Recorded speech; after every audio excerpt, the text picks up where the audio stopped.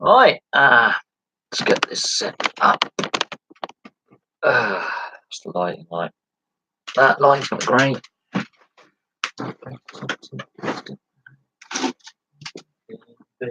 Baby, come with me Friday. Right, okay. Well, I don't think you can see that on the bloody board, can you? Right, let's try and write into dark. Right, let's try board day. It is the 19th of August, 2018. Live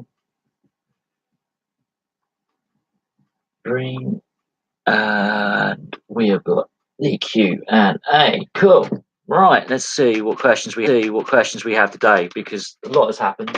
Obviously, the cricket second day of the third test. India are starting on 307 for 6, so that's going to be interesting to see what they can do today, and then what the English bowlers can do in response. Obviously, Danny Cipriani has had his assault issue, his legal issues with the assault in Jersey, and has been fined. And now there's a battle between Gloucester and the RFU over, how to discipline him internally. And of course, Ben Stokes is back in the England cricket test side as well. Obviously, the Premier League is now into its second weekend, and there are some teams that haven't got a win yet, and there are other teams that are doing rather well. Some surprisingly so, some not so surprisingly so.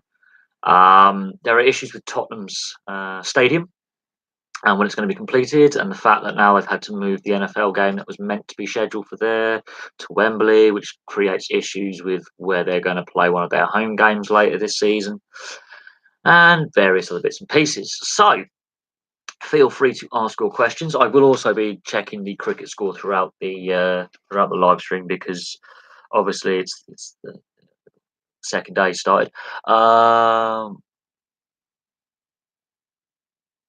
There was a burnt toast the other day with something that looked like a human face. Most people recognise Jesus.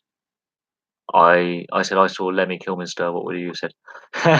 That's a good one. I do like that. That is pretty funny. It's a burnt piece of toast, so I see food. That's what I would say. I see food. The amount of people who deliberately burn their toast, they basically, you can get grills that have special designs in them. They can have funky designs. That all it is, really. I just said I see food, and I would have eaten it with a cup of tea. But there we go. That's interesting. India have been bowled out quite quickly, so England are into bat. What football team do I support? I am a Blackburn fan, and in here somewhere I do have a magnet of the. No, my magnet's flying. I am a Blackburn fan, so for my sins, I support them. Let's whack these on the. Oh, look at that for a shot. Yeah, I'm a Blackburn fan for my sins. I've been supporting Blackburn since 1992. And it's been a tough slog the last, I would say, 10 years as a Blackburn fan. It hasn't been the easiest time for a Blackburn fan. There's a lot going on with the club that I don't agree with. I don't agree with how the Venky's have run the club. I don't agree with the amount of debt the club has and where we find ourselves. Yes, we've had a good start to the championship season, and we've won one, drawn 2 games. Normally, we're traditionally very slow starters to a league season, so to get 5 points in 3 games, I'm quite happy with that, considering the team that we have and the amount of players who've not necessarily played at that level before. I do get asked it a lot, but no, I'm a Blackburn fan. I always have been. I wouldn't say football's my favourite sport. As you can tell by the sporting logos, there's a lot of other sports that I do follow. But it's an interesting debating point of what team I support or teams I support, and it's interesting when I do videos, looking at what the viewers on the channel, what teams they support and who they follow and what sports they follow. And I found that my football videos are less popular than my rugby league, ice hockey, and cricket videos for the most part, on average, for average views, unless it's a seriously big story like a club like Aston Villa going to administration or fighting off administration, shall I say, or an individual player transfer or whatever it may be. I mean, I think I do think that football at the moment does have a lot of issues within the sport, and that it needs to confront and needs to change. It needs to change itself. It needs to look itself in the mirror as each individual club or each individual league, and needs to go, what can we do to make the sport better? Because at the moment, the sport has got a lot of issues. The price of going to support your local team or your team is going up. A lot of clubs have a lot of financial problems or financial constraints, and players' wages and agents' fees and some of these contracts and transfer fees are harming the game rather than helping the game, and the fans are paying the price. Now, we've obviously heard that this week La Liga have stated that they are planning provisionally to play league games in the regular season in the US. Um, I don't think that's a good idea, personally, myself. It opens a can of worms. The Premier League were planning like 10 years ago for a 39th game in the US, and fans just went no. Um, so they shelved that plan.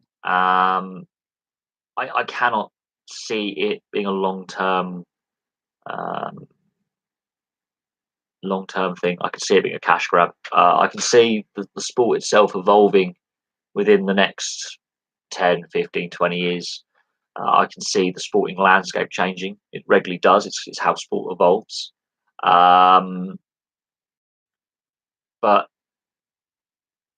it is what it is. I mean, if we can talk about football, Tottenham.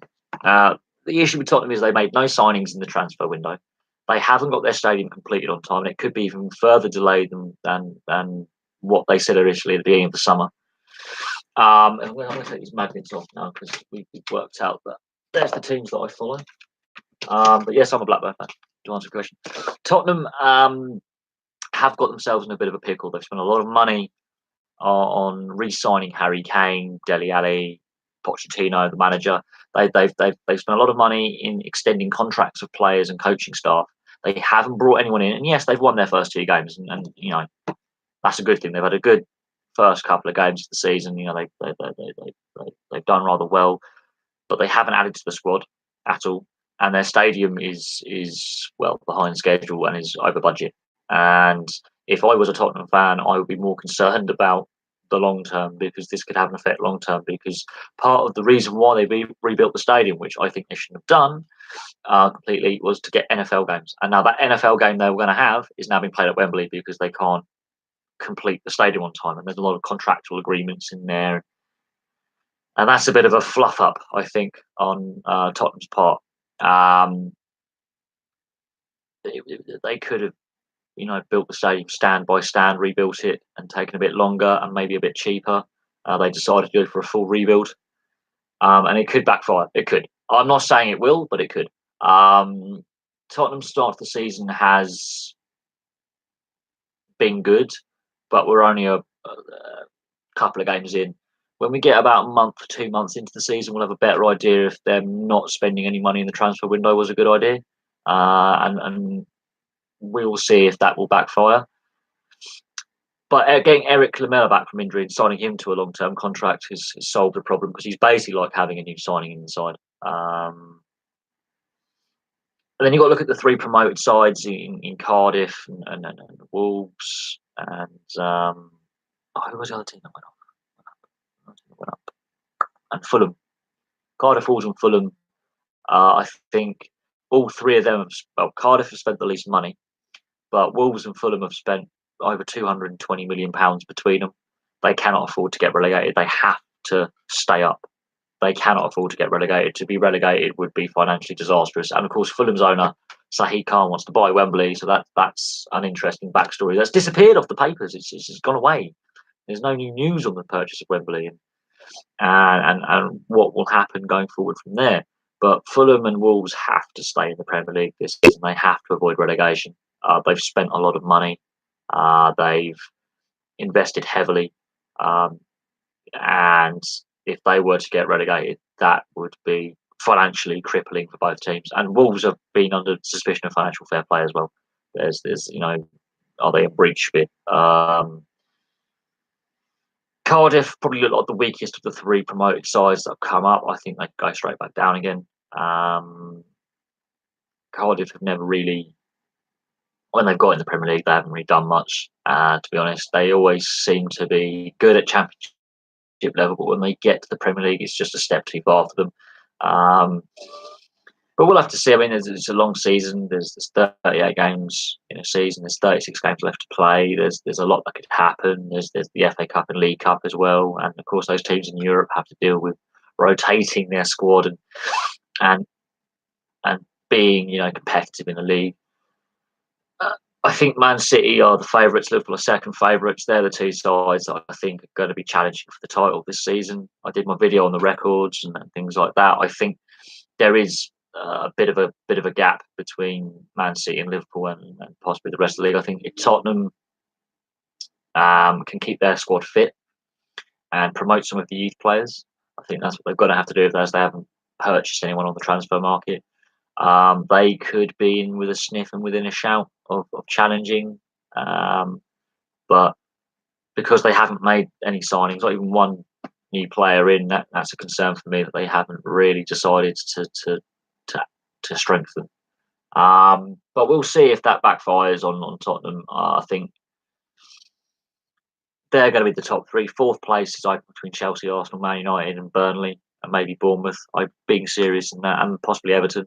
There's a mix of teams that are going to make up the top 8, top 10. The bottom half of the table is where teams end up, really. I think Crystal Palace possibly could make a jump into the top 8.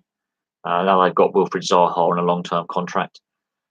But it's too early days to really make any firm predictions on how the league's going to pan out. You need to have a month or two into the season before we can really look at where teams are going, because that's normally a good indication of what they're going to be like for the rest of the season. But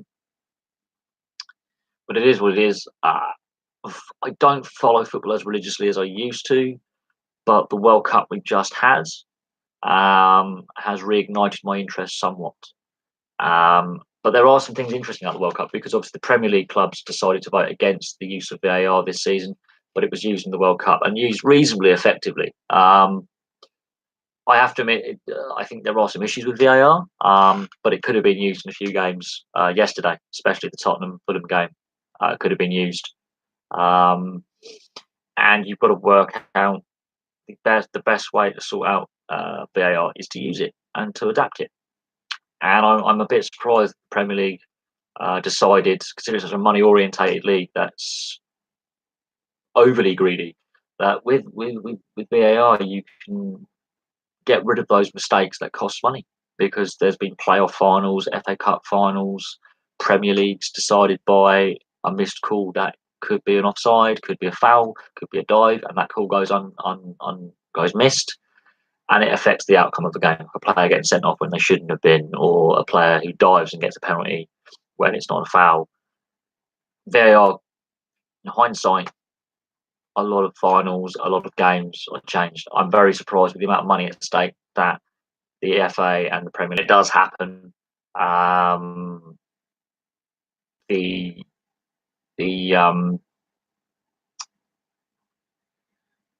shape of the game and the style of the game will have to adapt to it. But I'm also surprised that football has taken this long to get technology into the game to help with officiating and to help with the game. Rugby, ice hockey, and cricket are so far ahead when it comes to the use of technology. Even tennis, they're so far ahead with the use of technology. I'm really surprised with football, the amount of money in the game, the amount of money at stake in the game. They didn't go down the technology route a lot earlier than they did. Really, really surprised by that.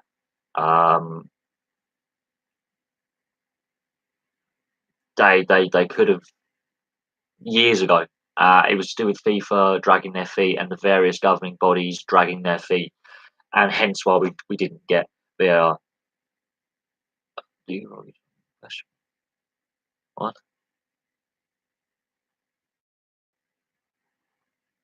What kind of question is that? Do I roll my tongue on what? Okay, interesting.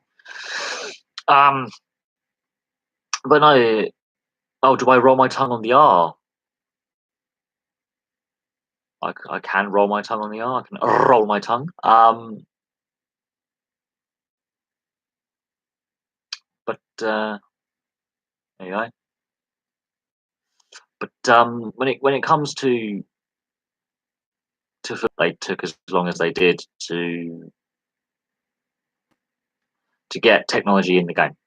I'm not saying technology in the game has always been effective. You can look at some suspicious calls or mistaken calls in rugby and ice hockey where they've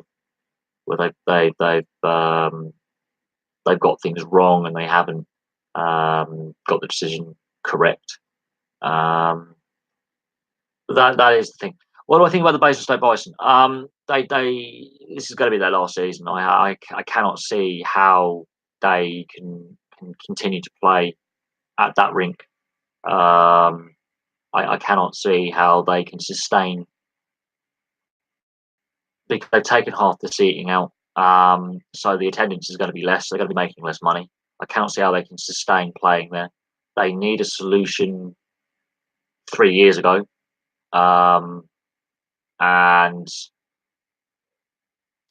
the issue with that team is the fact that the um, the state of the rink has got so bad that it was hard to, you know, um, retain a lot of their good players. Yes, you have mentioned you are a season ticket holder. I do have to admit that I do think I'm not sure what the future holds for the Bison, but I would say that this will be their last season in Basingstoke for a while. They need a new rink built. They need to find a solution that the team itself can keep going. The Romford Raiders did it. They moved for a while. Well, they had a new rink built. It took a while, 4 years, but they found a solution. Streatham found a solution when their rink was deemed to be unusable and not fit for purpose. They got a new one built by the council because they put forward a um, a plan of action. I can't see that having a temporary rink much similar to what Slough had was going to work because the way your car park slopes and the amount of space you have, I cannot see that working. Um, do I lift? No, I don't go to the gym. I'm not a gym monkey. I don't lift. I don't really do workouts. I work all the time. I work all the time, so I don't have time to do gym stuff. Um, I work 5 days a week. Saturdays and Sundays is my downtime. But back onto the Basingstoke Bison. Um, it was difficult to retain a lot of their key players from last year, hence why a lot of them moved on. The coach moved on, Doug Shepherd. Of course, my team, the Bracknell Bees, now decides to have half Basingstoke. The leadership core of Basingstoke was decimated. And partly it was that because the future's uncertain. And uncertainty in sport means players aren't going to want to hang around. It's very, very rare that players will hang around if their team has any kind of uncertainty, be it um,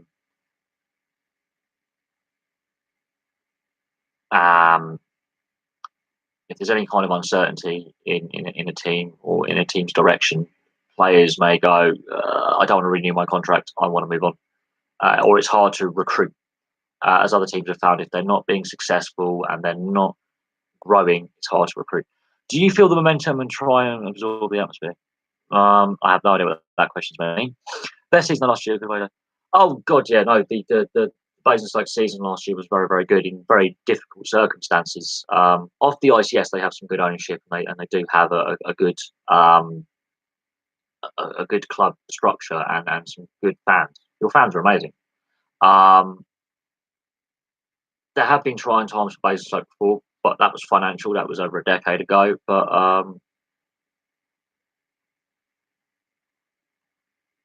I mean, do you try to put in a lot of work? In what sense do I try and put in a lot of work into what? Because uh, I work 5 days a week, and then I do this as well in the evenings and as a hobby on a weekend. So I do put the work in. I mean, the I do put a lot of effort into what the limited stuff I have here for the channel. I mean, it's time consuming, but when I research videos, sometimes it can take me hours.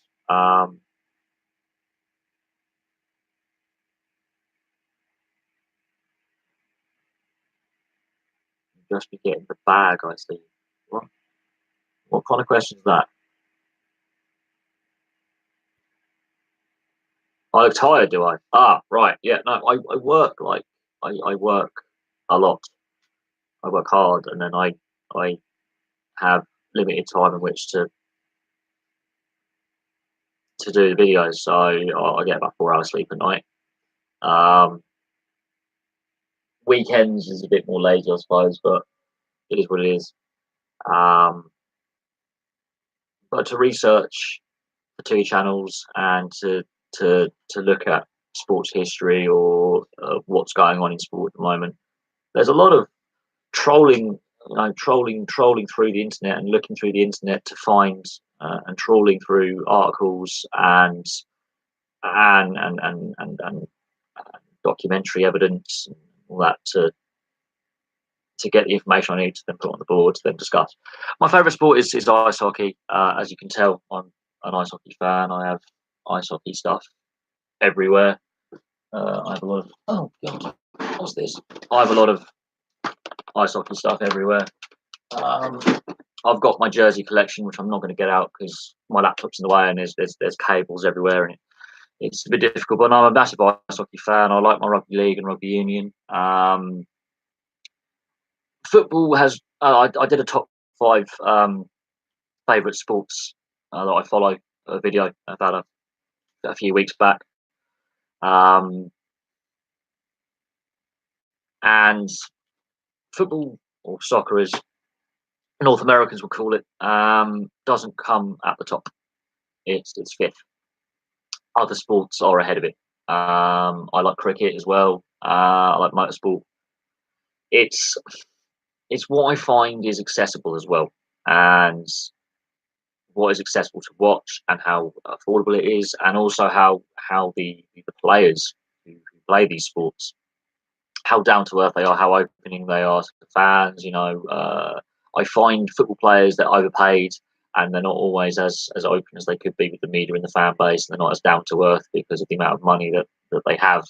Um, when it comes to other sports that I've watched, I find that the players are more grounded and down to earth, although that is starting to change with rugby league and rugby union. They are getting paid more, their contracts are getting bigger, their sponsorship deals are getting bigger, and their TV time is getting more. Their press coverage on those sports is getting bigger, and that it's in itself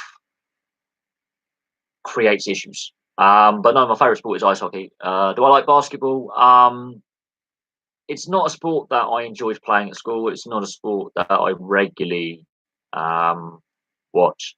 I have done videos on the NBA. I have watched the occasional NBA game just to give myself a rough idea of what it's like to be a top level basketball player. But at the same time, it's not a sport that I enjoy uh, as much as more physical sports, more contact sports. But I will casually watch it. It's not something that I'm intensely into, but I understand why people are because of the speed of the game and some of the skills that you have to play the game. And last season, I did catch a few NBA games. I watched a few of them. Um, I found that because of the high scoring nature of the sport, when you've got points going in like seconds apart and it's high scoring, some people don't like that type of sport. Um, I think I don't know enough about basketball right now to have thoughts on a player. I really don't. I don't have enough knowledge of current NBA and what's going on in the sport to actually have thoughts on a player because I don't follow it as religiously as the NHL or the English Rugby League or the English Rugby Union or the NRL. I don't follow it as much, partly because it's a sport that I find less enjoyable than other sports. Uh, when you say football, is that European football or American football? Because again, when we're talking about NFL or European style football, um, again, they don't come high up on my sports list. If you were to talk to me about cricket or ice hockey or motorsport, then yeah, I am more than happy to discuss everyone. Other sports, I have to do a lot more research, and I have to look at, okay, why is this player getting so much attention, or why is this sportsman or sportsman getting so much attention? What have they done in their sport? Are they a young prospect coming through that's really exciting? Scouts. Um,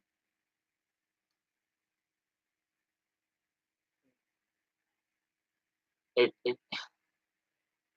there's so much pressure put on young up and coming players.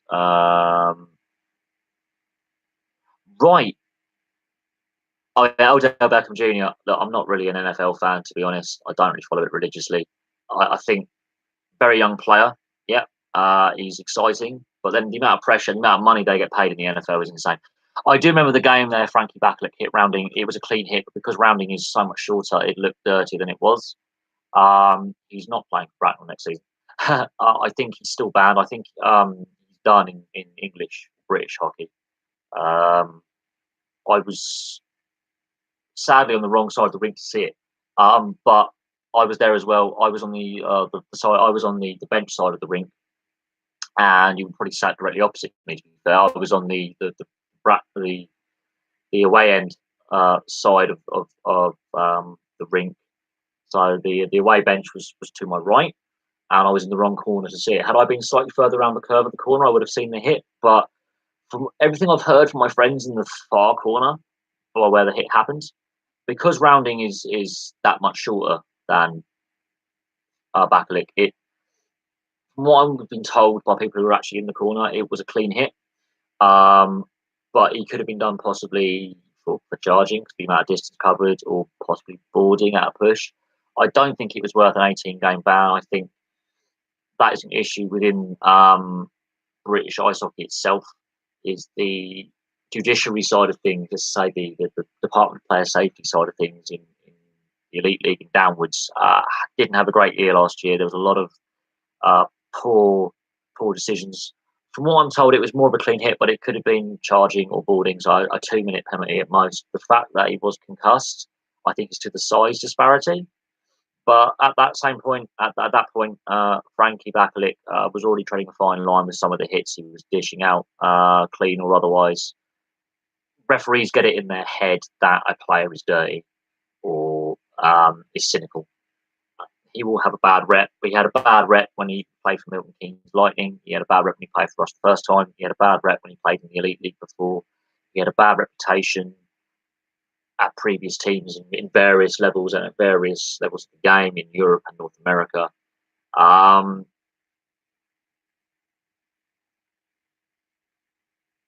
um, but that was his last game. Bracknell, I think that's his last game in British ice hockey. The ban will carry over to this season, so we've still got like 13 games, 14 games or something left on his ban. So if he does get picked up by a team, they're going to have to be aware that this guy is suspended for a quarter of a European season. Am I interested in different sports? I I will watch boxing. I've got a few mates who are amateur boxers. I've got a few mates who are do independent pro wrestling. I will happily watch Ryan Peaty, for example, swim. Gymnastics, not so much, but except when the Olympics is on. Um, I think because of the issues within the Olympic movement with doping and cheating, um, that does put a lot of people off. But when the Olympics are on, yeah, I happily watch. Um, I I would say that a lot of the Olympic sports don't get the coverage they necessarily warrant or deserve. Um, and if they got a little bit more coverage, I think they'll be more popular with sports fans and people wanting to participate in them. I think that's the area you've got to get right. Lacrosse, I've seen it played. Um, it's not very popular over here in the UK, although my school did have a women's lacrosse team, a girls lacrosse team. Again, it's one of those sports that if it got the coverage it possibly warranted, because it is a very physical game, it would be more popular. It's to do with the coverage, the media coverage, be it on TV, radio, on live stream, on internet.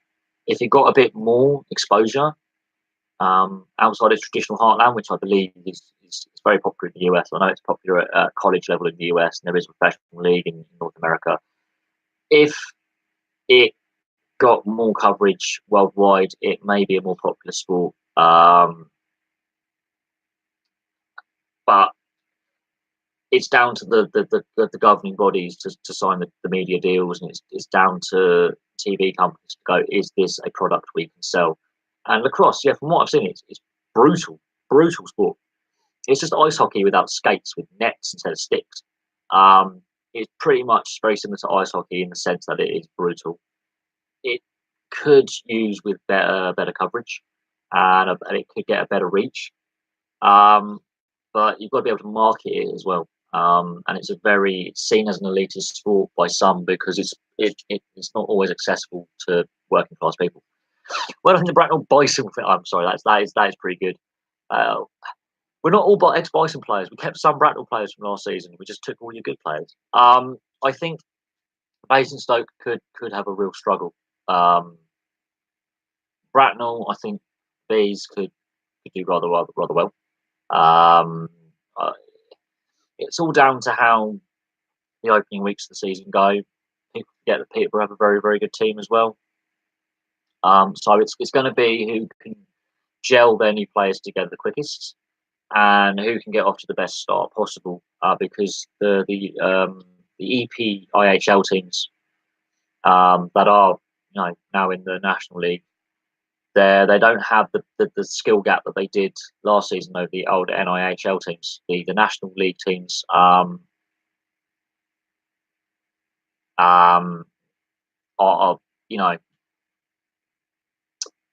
improving, and they've got some good signings as well.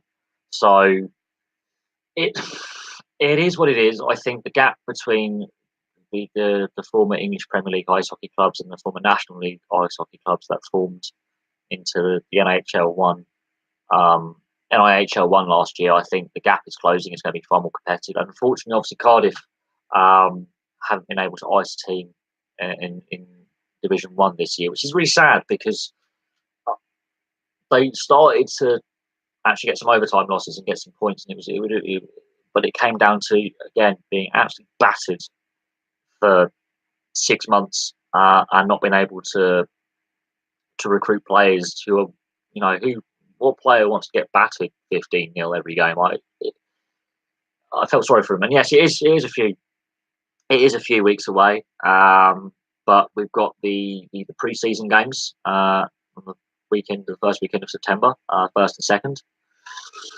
2nd. They're going to be interesting again. And I've got some subscribers who are Swindon fans and Bracknell fans who will be at those games, so they're going to be really interesting to watch. I'm looking forward to that. It's a couple of weeks away, and then 3 weeks the season starts, and I'm looking forward to that as well.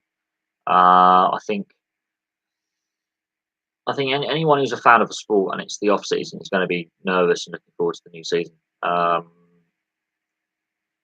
Also, the Elite League is now going to be shown on Free Sports, so that's going to have a greater reach of viewership, which is going to help grow the game. And we will see what the outcome of this season is, because there's been a lot of changes. Obviously, Cardiff have had to fold their main team. That means there's only 8 teams in Division 1 South this year. So it's going to be an interesting season. And yeah, of course, I'm in between Guildford and Milton Keynes. I can get to Guildford in about 20 minutes from my house on my motorbike. So I can quite happily watch an elite league game if I wanted to. It's just, do I want to support a team that's actually my team's rival? Um, because traditionally Guildford and Bracknell are fierce rivals, and those games got nasty. Um, so so yeah, sport. Of course, sport is a good form of activity, exercise, and getting into shape. Why wouldn't it be? I think it doesn't matter what sport you do, as long as you know, or it's a great activity to be involved in as a supporter or actually actively participating. It doesn't matter if you're just at amateur level. If you're at amateur level doing it, you're still doing it. Um, I've got friends who are amateur level boxers, rugby players. I think it should be more actively encouraged to be involved in your local sports teams. It doesn't matter if it's lawn bowls, snooker, or more physical stuff like your rugby and rugby league and stuff like that. Honestly, I think it's a great social bonder. It's a good community thing as well. Having a local sports team that's involved with the community, it gives some of the young kids in the community something to do. Um, and I think it should be more actively advertised and pushed. Uh, yeah, no, 10-pin bowling is a sport. It was at the Commonwealth Games for a couple of editions. 10-pin bowling is a sport. But I've got a work colleague who's in a bowling team. Uh, yeah, it's physical activity. You are lifting a ball, which weighs quite a bit, and throwing it down a lane. Yeah, no, it's a sport. If if lawn bowls is a sport, I think 10-pin bowling should be. It was at the Commonwealth Games for a while. In the '98 Commonwealth Games in Kuala Lumpur, it was a sport. And I used to go bowling. There's a bowling league locally where I live in the UK. I think again though, again it's how you market something and you can offer prize money. If people class darts and snooker as sport, bowling should be a sport. I class it as a sport because you can have individual bowling or team bowling. You can have league, all sorts. So yeah, if some people class darts as a sport, bowling should be a sport. It's just how you market it, though. It's how you market 10-pin bowling. I think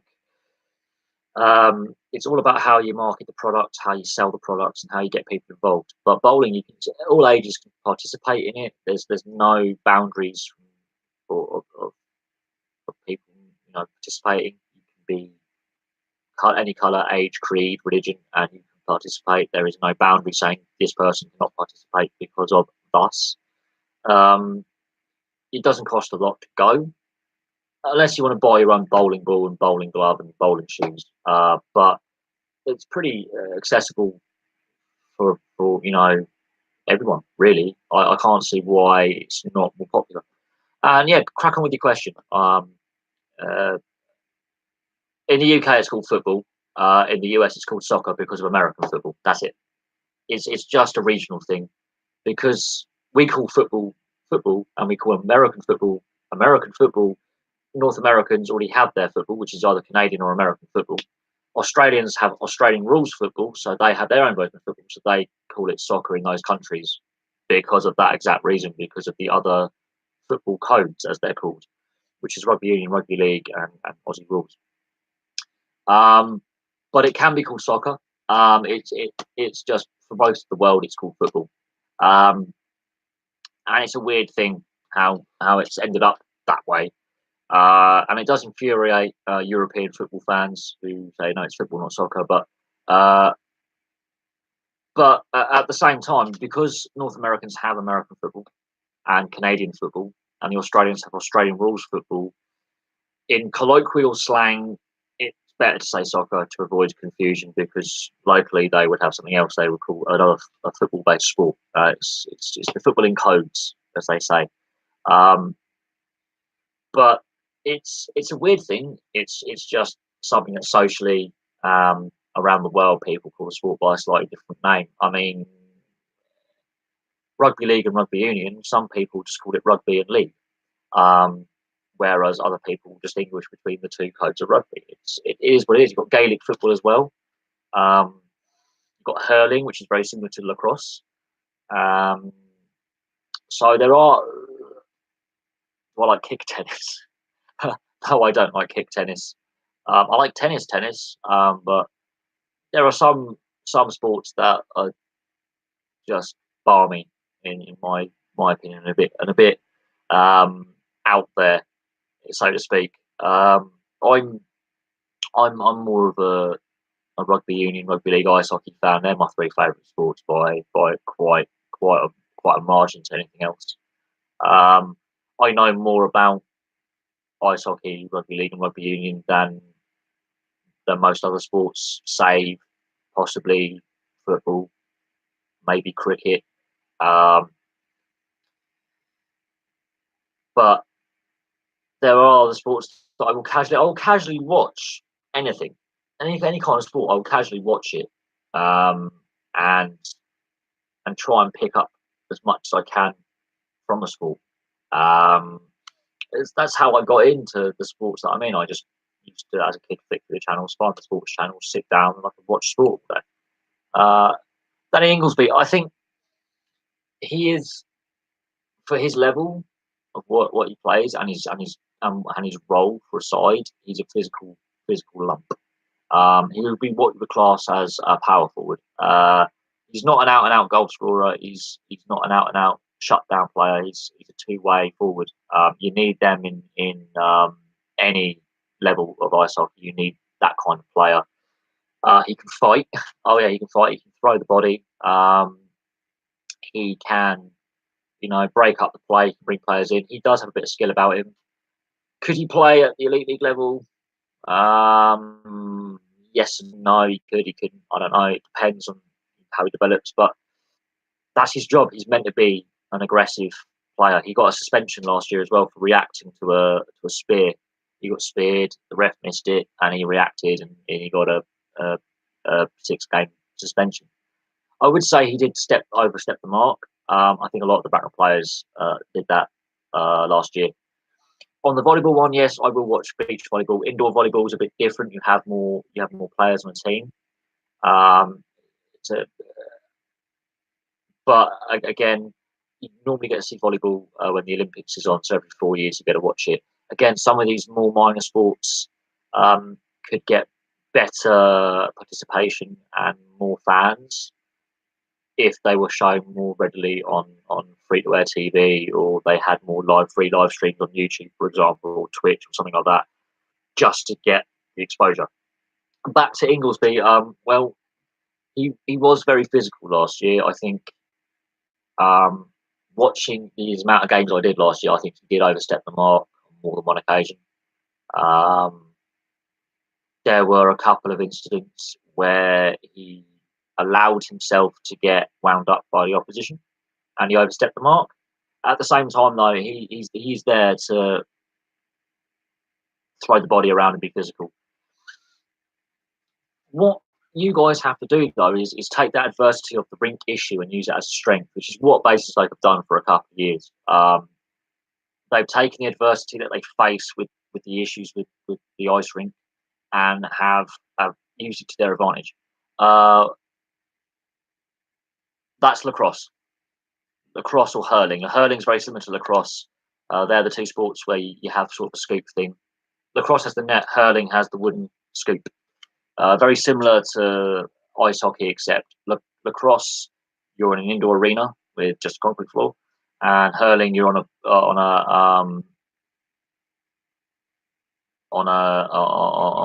grass. How many goals? Well, I believe in the whole of last season, in every competition, I think he got 32. I think I think I know he's got 24 this year in 2018. 2018 alone, he's got 24 goals. I might have gone wrong on one of my videos then, because I was looking at various stats, and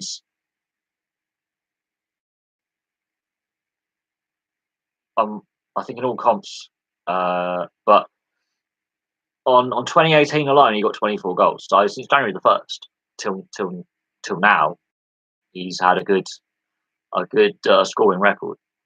For a calendar year, I think Harry Kane's done that in English football. But as I say, English football is harder to score in than La Liga, Bundesliga, the French league, or the Italian league. The Italian league now is needing a rejig, I think, and some fresh ideas in Italian football. But if you look at the how difficult it is for a centre forward to get the goals needed, I mean, the fact that Shearer and Cole's joint record of 34 goals for a Premier League season still stands after all these years, after 24 odd years, and they had a joint record a season apart. It says something about how difficult it is to get the goals needed. And what's interesting is those two players, Shearer and Cole, went on to win the Premier League that same season. They got the record. If you were to look at the La Liga record for goal scoring in a season, it's higher because defensively, for whatever reason, Spain is not as solid at the back as in English football. But they seem to have more pacey, creative players. There seems to be less tackling in Spanish football. I think it's the style of football played is why goals per game is higher in La Liga than it is in the Premier League.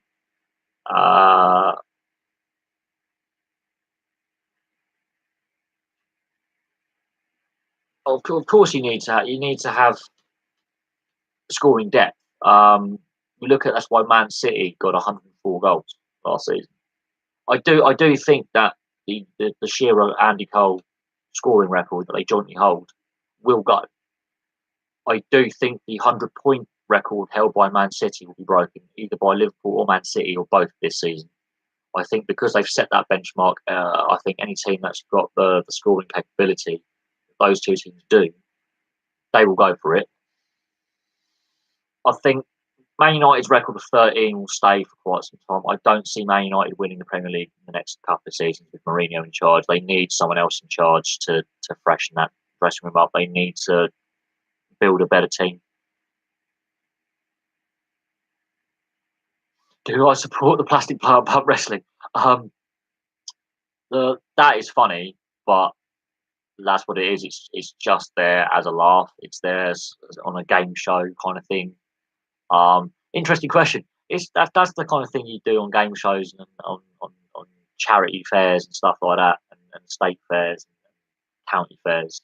It's there as just a bit of fun. Yes, Zinedine Zidane is being rumoured. That's on that 90minute.com website. I've seen that article. It's too early this season to say anything. Mourinho has had very public spats with his players and the board, Eddie Woodward.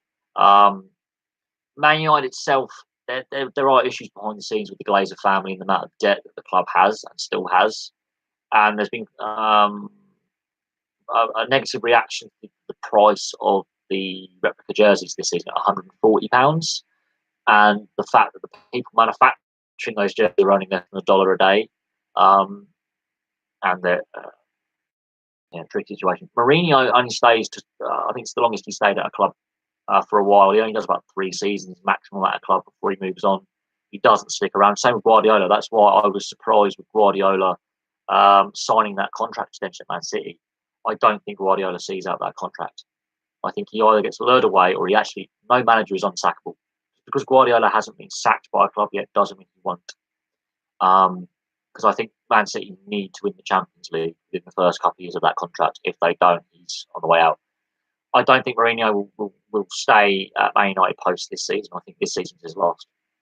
The Zidane rumours, if they're rumours now, and we're only 2 weeks into the Premier League season, they're only going to keep happening until either Mourinho signs a contract extension or Man United actually start competing for the title again and being in the top 3, very close to City and Liverpool and Tottenham. If he can get Man United to be very, very close within like 5 to 10 points of the eventual champions and be in a Champions League spot comfortably without having to go through the qualifying rounds. But Man United have some depth issues, and I don't think they're the team that they could have been. Um, way they handled Sir Alex's Ferguson's succession. Ferguson, very much like Wenger, was at the club too long. That's the issue with them. Golden State Warriors, from what the limited knowledge I have on the NBA, they are the new Chicago Bulls. They are the new um, uh, LA Lakers. They are the new team. They are the it team. They are the it factor. Um, I think every generation has that generational team. Um, but I stopped watching the NBA when the Chicago Bulls and the Lakers were in their peak. That's when I was really watching the NBA when I was about 10 years old. Now, don't watch it as much. I will casually watch a game, but I won't follow a whole season. It's not. It clashes with my favourite league and my favourite sport in the NHL and the ice hockey. So it's not a sport that I enjoy as much as others. There's multiple reasons for that. Back to Man United, yes, they do need some defenders. They need some creative midfielders as well, I would think, and possibly a centre forward. Pogba is too hit and miss. I do not know how he and the French side managed to win that World Cup, because a lot of those French players are so hit and miss with their league sides, their club sides. Mourinho's made him captain, or he's captained the side for a couple of games.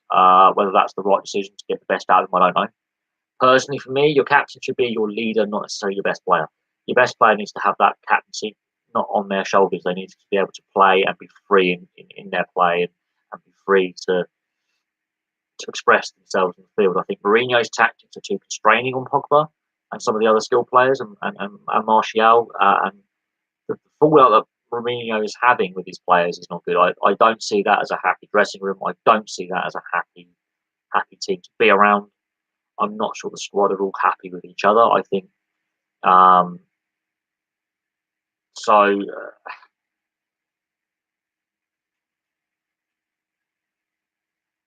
I don't know what you do with Man United. Pogba was not captain of the World Cup. That was Hugo Lloris for France. He was decent in the World Cup. Pogba did play better in the World Cup than people expected he would. He was more consistent in the World Cup. But at the same time, he still has those moments where he shuts off. He still has those moments where he doesn't put the effort in. When he was playing at Juventus, my uncle, who was a Juventus fan, said he was lazy. He doesn't track back, and to be a box-to-box midfielder, which is what Pogba really his role is, he wants to be. He's been likened to a young Vieira, but Vieira was box-to-box and could do the tracking back and the hard tackling and the graft. Pogba is too lazy. In that case, making an attacking midfielder or the one behind the front two, or the front or false centre forward, because he doesn't put enough effort in defensive side of the game. He doesn't track back enough. When he does, he's very ineffectual. His defensive awareness spatially is shocking for such a skillful player. His spatial awareness and defence is non-existent. And these are things they should have worked off, when he was at the club originally. I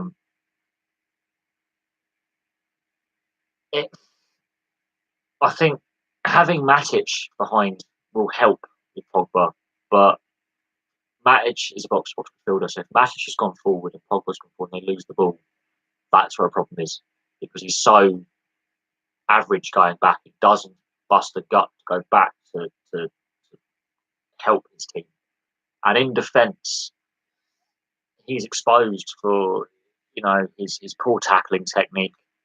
But at the same time, he's a very skillful player, and he's a mercurial talent. I don't think he's the greatest player in the world. I think there's room for him to seriously improve on.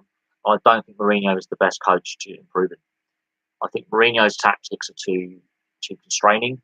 I think they're too rigid. There's not enough flexibility in Mourinho's tactics, and there lies the issue with Pogba and Man United. Is the tactics that they have been given are too rigid, and the squad hasn't had the investment it needs. Very similar to Chelsea. The issues with Chelsea are of Mourinho's making as well. I don't follow La Liga as much. But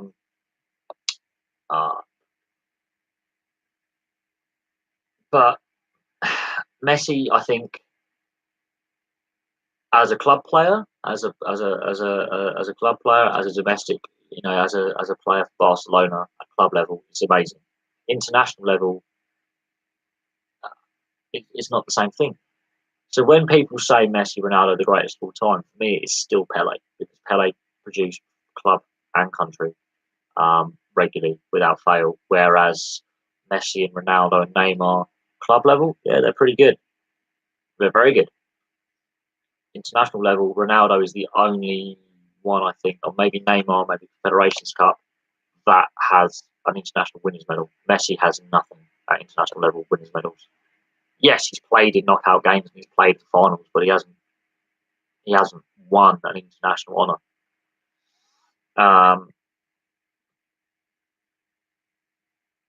I think he does have a point to prove to those who, because of such a poor World Cup that he has a point to prove.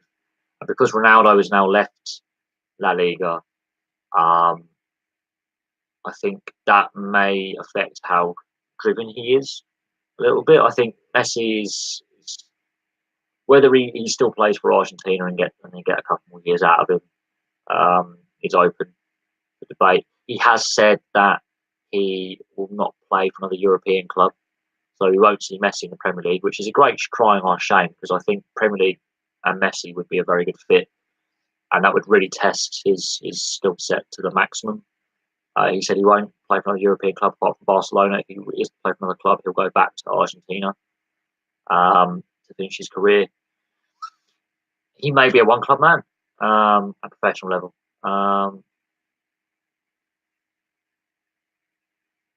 I think this Nations League thing that they've come up with, just get rid of friendlies then. Just get rid of international friendlies and make each international break a little competitive little little thing. I think international football, it's not perfect. No sport is 100% perfect. If it was, on my channel would be dull, and I would have nothing to talk about. I think that they are making a lot of changes to international football. So extra time now, you're allowed that fourth sub. VAR is floating around still. I think the best way to fix VAR is to actually trial it for a full season, as many leagues as possible, and then come back with where they found it worked and didn't work, and then make the changes necessary to make it an official working system. If we, it depends if you're talking about north or south. I think on the regular season, I think possibly Hull or Telford in the north, and in the south, I would go for Bracknell, Peterborough, maybe Swindon. Swindon have kept a lot of their leadership core together and a lot of their good players together. So it's more close in the south than the north. I think Hull and Telford are streets ahead in the north of the other teams. I think the Sheffield Steel Dogs are just a goon squad. They always have been. Sheffield have always been a goon squad. I think Basingstoke. It depends how they start the season. If they start the season with a couple of defeats, they could struggle. But they've got to use the rink issues as a galvanising force again. They've got to go, right, we're fighting adversity here to keep a team going and to keep our team on the ice. Honestly, until the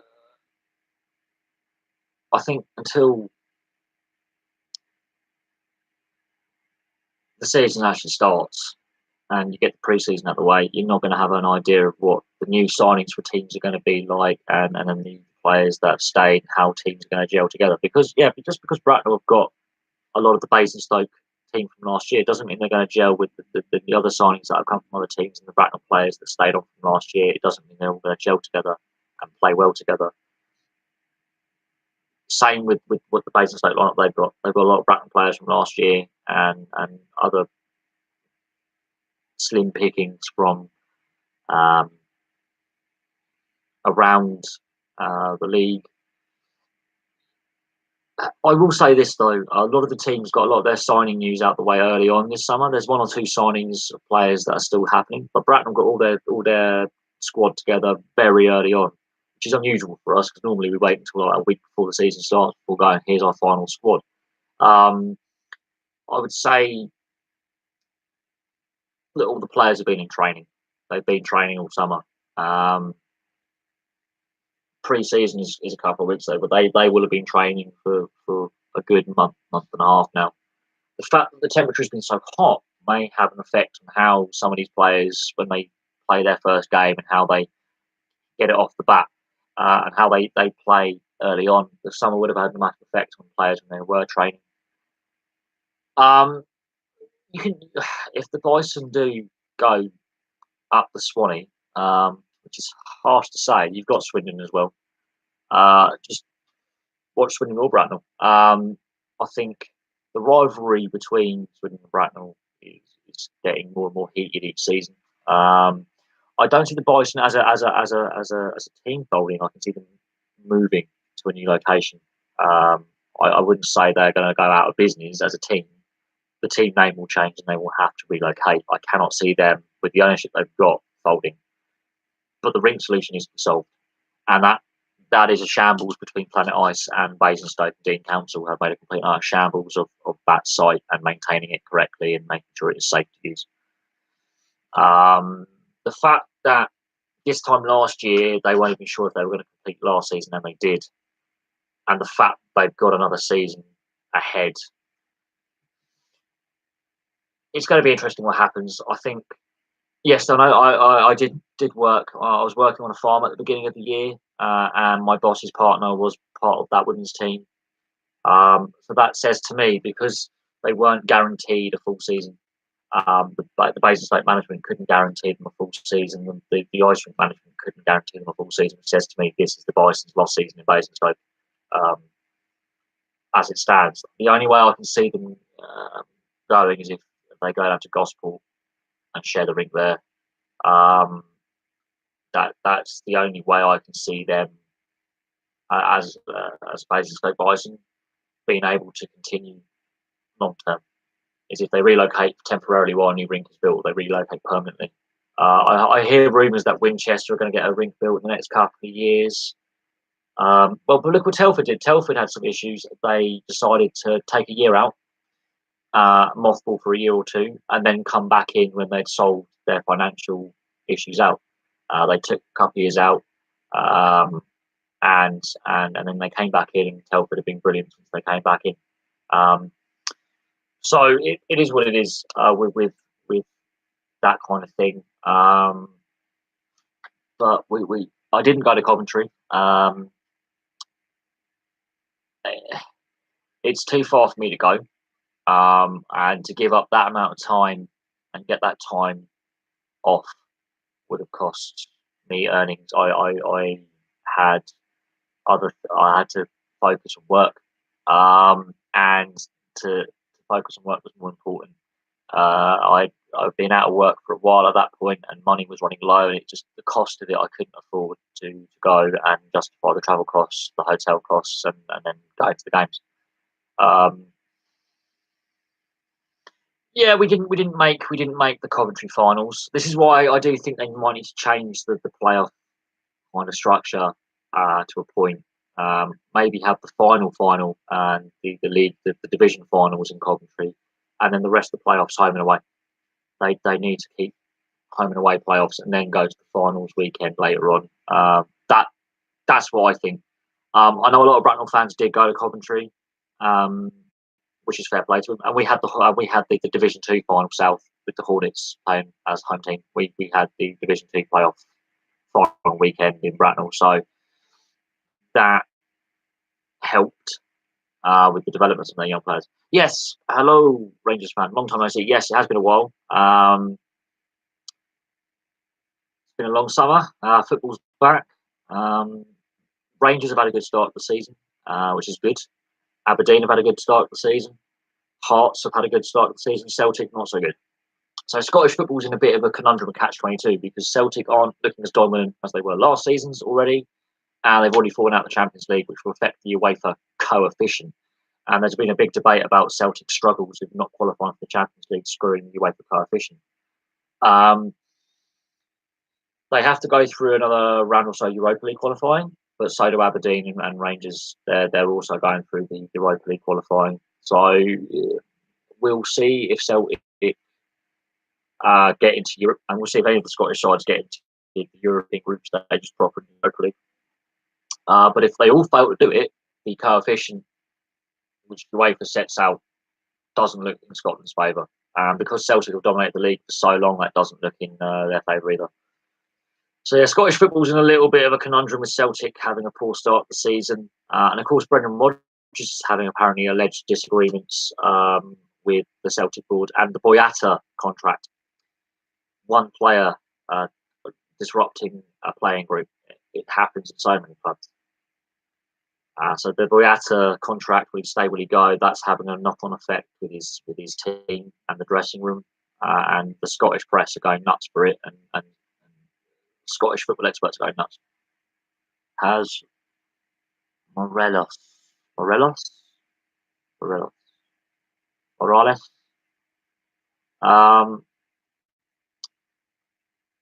Rangers. I think he's gone out on loan. I'm not 100% certain. I did follow a lot of Scottish football last year, actually, to be fair, for the channel, because there was so much going on with Rangers and Celtic and Aberdeen and all that. I believe he may have gone out on loan, but I'm not 100% certain. Rangers are having a very positive start to the season with Gerrard. It's Celtic that are having a negative start to the season under Brendan Rodgers. And the Celtic side of Glasgow is dominating the media at the moment with the negative press that is coming out about some of their struggles. I do believe he has gone to. They did go out to AEK Athens. They got hammered by AEK. Well, they didn't get hammered. They lost to the Greek champions. Greek football's struggled on the coefficient lately as well. But this is where the UEFA coefficient comes into question, whether it's a fair system or not with the coefficient points. AEK Athens outplayed, got the goals. I think, but there was crowd trouble against Maribor. The issue is because of the UEFA coefficient, the Scottish champions and then the other European places have to go through the qualifying rounds to get into Europa League and Champions League. And because Celtic have failed to qualify for the Champions League for the first time in a few seasons, that affects the coefficient, and that will affect Rangers, Hearts, Hibs, and Aberdeen, and the other top half of the Scottish table. So depending on where teams finish this season, so Rangers and Aberdeen and Hearts and Hibs all look pretty decent as well. I think the UEFA coefficient has come under criticism in the past because it punishes some leagues more than others. The big five, so La Liga, the Premier League, Liga, Serie A, and the Bundesliga will always remain the big five. The other European leagues get basically hammered by the UEFA coefficient. So the Dutch league used to be really good, hammered by the UEFA coefficient. The Belgian league used to be decent, hammered by the UEFA coefficient. The Austrian league, decent league. So is the Swiss league, hammered by the UEFA coefficient. Some of the Eastern European leagues are not as good as they used to be. Some of the Eastern European clubs and so with the UEFA coefficient, because you don't get that exposure in the Champions League or Europa League because you go through these qualifying rounds, it's harder to sign players, and then the good players that you have in your league tend to disappear and go to other leagues. So there is concern that the UEFA coefficient isn't necessarily being the fairest system that there could be. But that's another debating point for another day. If Celtic's issues to the start of the season continue, that really makes it an interesting dynamic for the league this season because Aberdeen look really good. Rangers have had a good start under Steven Gerrard in his first full season. Hearts are top of the league at the moment by goal difference. So the other big Scottish clubs are having good starts to the season. Celtic are having a wobble, and there has been debate about Celtic not spending money in the right places. They spend all this money on their sound system and their lighting system at Parkhead, the Champions League, disco balls and the sound PA system, and not enough money in the transfer market. And the Boyata contract is really starting to drag on now, and that could be the dressing room cancer they don't need. That could be the issue in the dressing room they don't want, and it's already having negative press effects. Now, Brendan Rodgers is saying people are making mountains out of molehills with disagreements. Disagreements happen in sport all the time between a manager, his coaching staff, and the backroom staff, and the ownership. It happens. There will be decisions they don't always agree on. But I think KDB.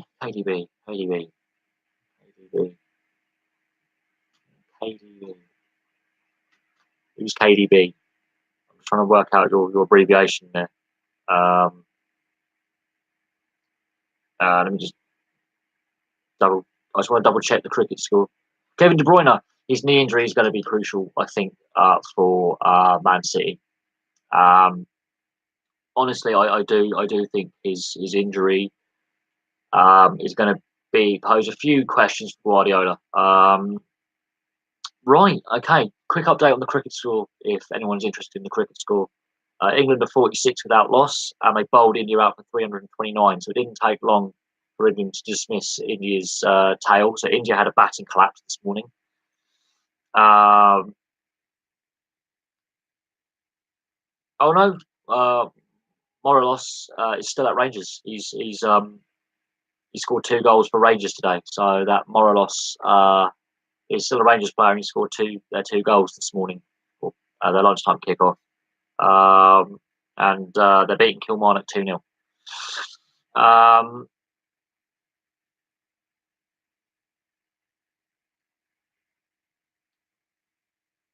Mitchell Johnson's retired from cricket at the age of 36. So if you're a cricket fan, that's some news. I wouldn't say it's really news. I think he retired from Test cricket years ago. So I have to do a video on that now. Mitchell Johnson retiring from cricket at the age of 36. This is one thing I can't stand about the have your say on the BBC Sport website. All these idiots come out and just talk crap.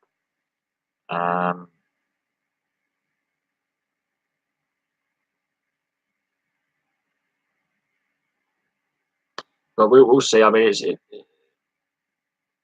is interesting that he retired from Test cricket 3 years ago, and that he's only decided now to retire from all forms of cricket 3 years later.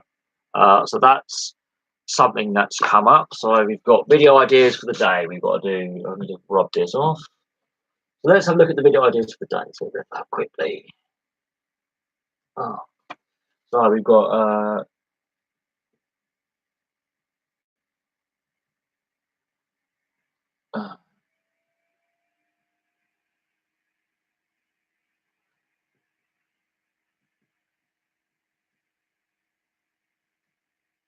That's a video idea. Obviously, got to do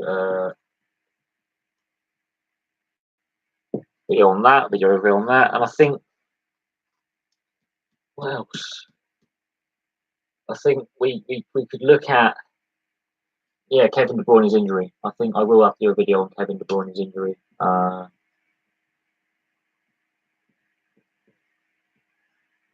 How do you spell Kevin De Bruyne? I can never spell his bloody name. It's bloody. So here's video ideas for the rest of the day. Those three, I think I will be discussing. You're going to get a shout out. I have no one. So I've got to remember. I've got to get your name right. Oh, fuck that.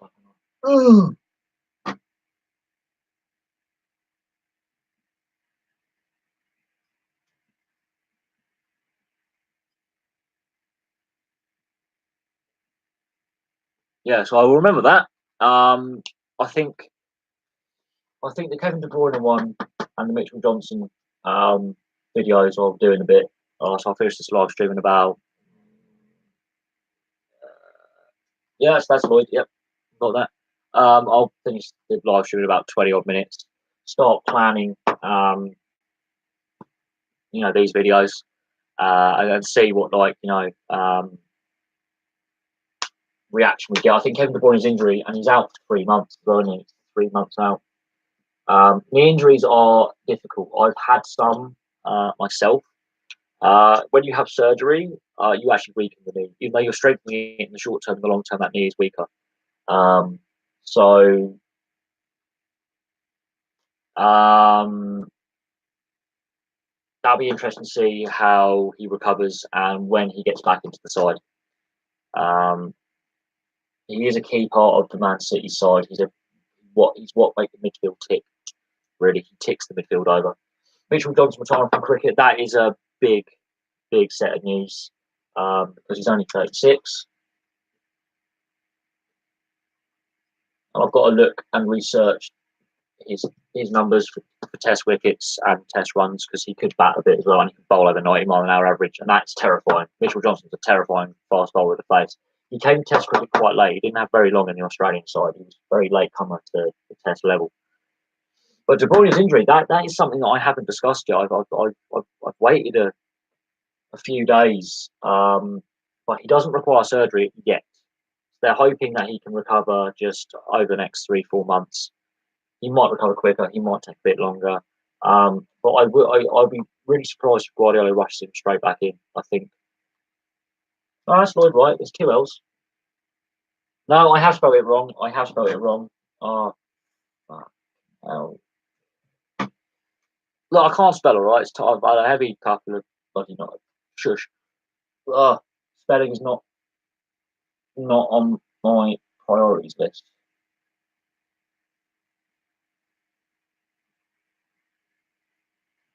Go. Got it right. Bit of effort. Hello, Daniel. Nice to see you again. Hey, trial and error. Okay, I'm like a dolphin. I will learn eventually. But yeah, I will have to take some notes on that. I think De Bruyne's injury is going to be what could define this season for Man City. It could. They have got some good players around De Bruyne though. He's not the only guy. Like Manu Sané, why didn't he go to the World Cup? So there are other players who need to fill that void. If they're going to be back-to-back champions, they cannot rely solely on Kevin De Bruyne. They have to rely on other players as well. Other players have to step up. So that could be an interesting make or break for them. Mitchell Johnson's retirement, that's big news. Or is it? One of the fastest fast bowlers ever, but he did come late to the test arena. And of course, day 2 of the third test, India v England, heating up.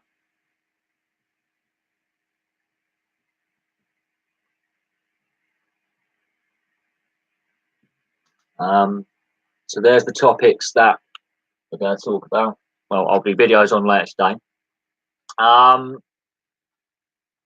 At the same time, yes, he does miss the start of the Champions League. But this is a chance for Guardiola to actually possibly promote some of these younger, like Foden, for example, younger players into the side. I use Foden as an example because there's been a lot written about Foden.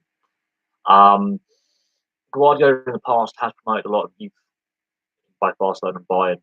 He hasn't promoted enough of the Man City youth players, which says something about their youth system. They spent a lot of money, and very few Man City youth players have actually come through and broken into the first team in recent years. Micah Richards obviously is what started the youth movement at Man City when they started churning out some good youth players. Not enough of them are coming through the academy and actually making the side. I think that's where they have a problem. They need to get more of their academy product into their team, because then you don't have to spend big money. You see, you develop them yourself. This is where the transfer market is completely warped. That's what youth academies are about: is promoting local players, getting local lads into local clubs, building that community, And what ends up happening at Chelsea and Man City is they buy in the youth at the age of 15, or they get sent over. Their parents are very pushy parents, go over from Europe or South America, get them in the academy. Yeah, and then they send them out on loan to all these clubs all round the various lower leagues and around the European leagues, and then they sell them cheap and then buy them back overpriced. That's basically what happens with the youth system now. There are some good clubs that have some very, very, very good youth systems that have created a lot, churned out players at various levels. But no, yes, De Bruyne missing the start of the Champions League campaign. That is a big blow. But then you've got Sadio Mane and young Foden to step in, and there are other players as well who need to put their hand up and say, "I'm ready to be counted. I'm ready to put a shift in while the key players out." If they're going to go back to back, and if they're going to challenge for Champions League, they cannot just solely rely on Kevin De Bruyne. They have to. It has to be a team effort, and the squad has to step up. Has to. I wouldn't be surprised if um, oh yeah, no, Man United had Pogba, sold him cheap to Juventus, bought him back overpriced. Yes, he's now won a World Cup, but there is still, yeah, Juventus were was just signing on fee or something. There was some kind of agent's fee, but basically Man United released him for next to nothing. Juventus have built, basically, apart from Ronaldo signing, they've basically built a world class side on free transfers. They're picking up players for nothing and then selling them later on for everything. Juventus are very shrewd in the transfer market. They know a good player when they see one. They pick up good players cheaply.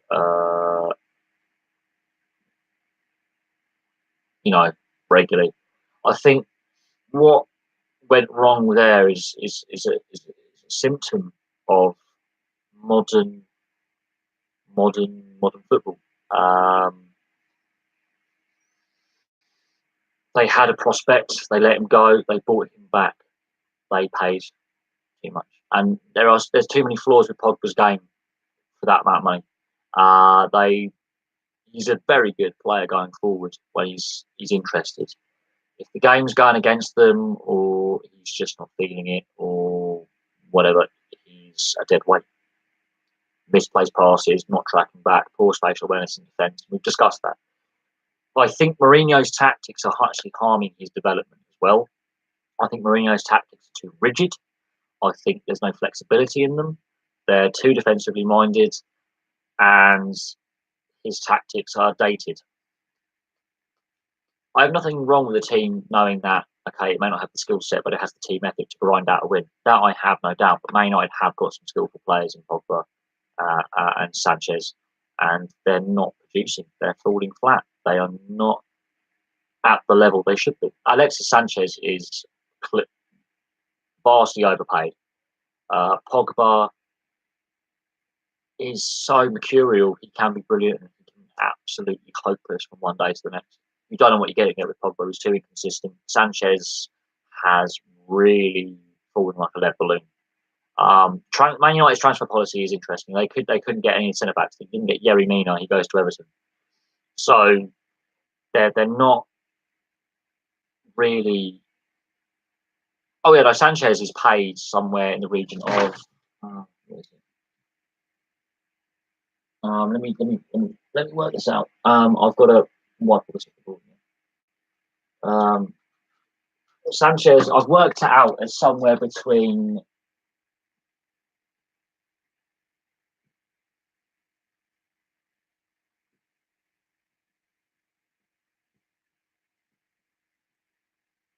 He's somewhere in that range. He's paid 30 to 36 million, because it depends on the source you read.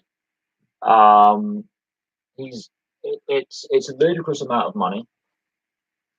It really is, and that's pounds. So if we do that by dollars, it's about $36 million. The highest paid NHL player. Let me work this out. So he's paid. Okay, let me just work this out. So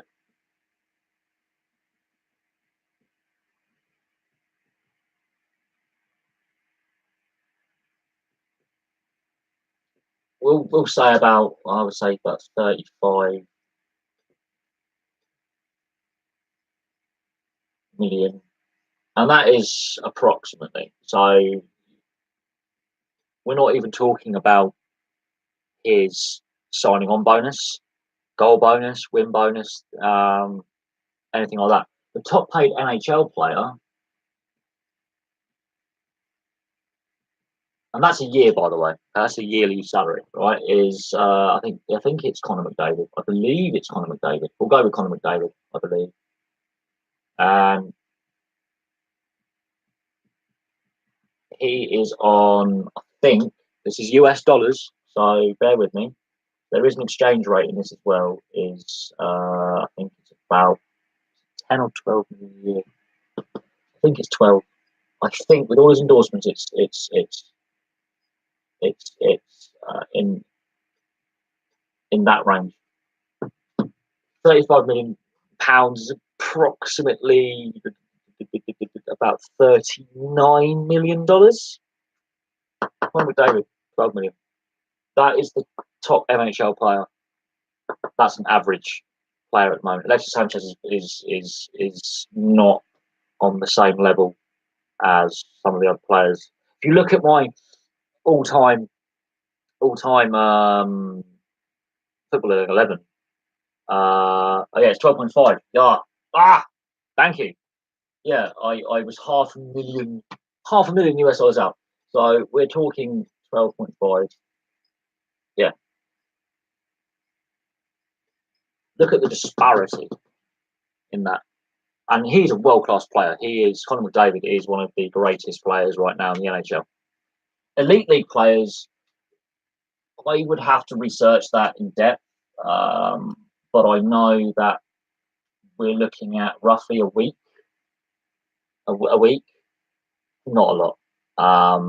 We're talking maybe 2,000 to 3,000.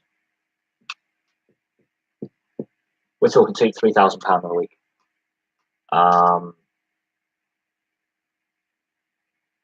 So yeah, we're talking. I think the average for that's, and of course imports get about a bit more. Your average player gets like that. NIHL.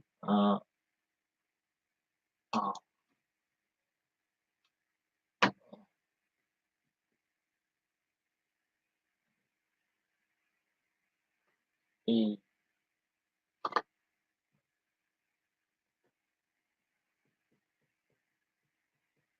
elite leagues like that. I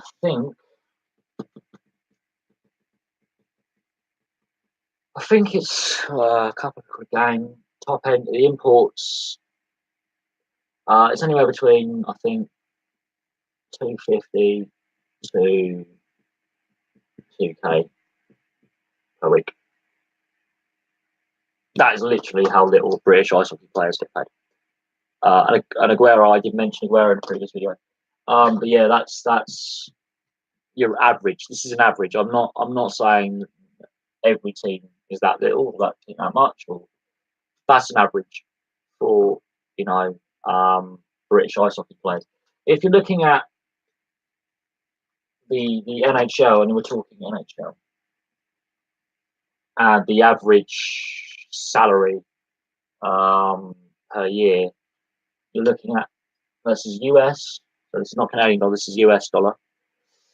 You're looking at about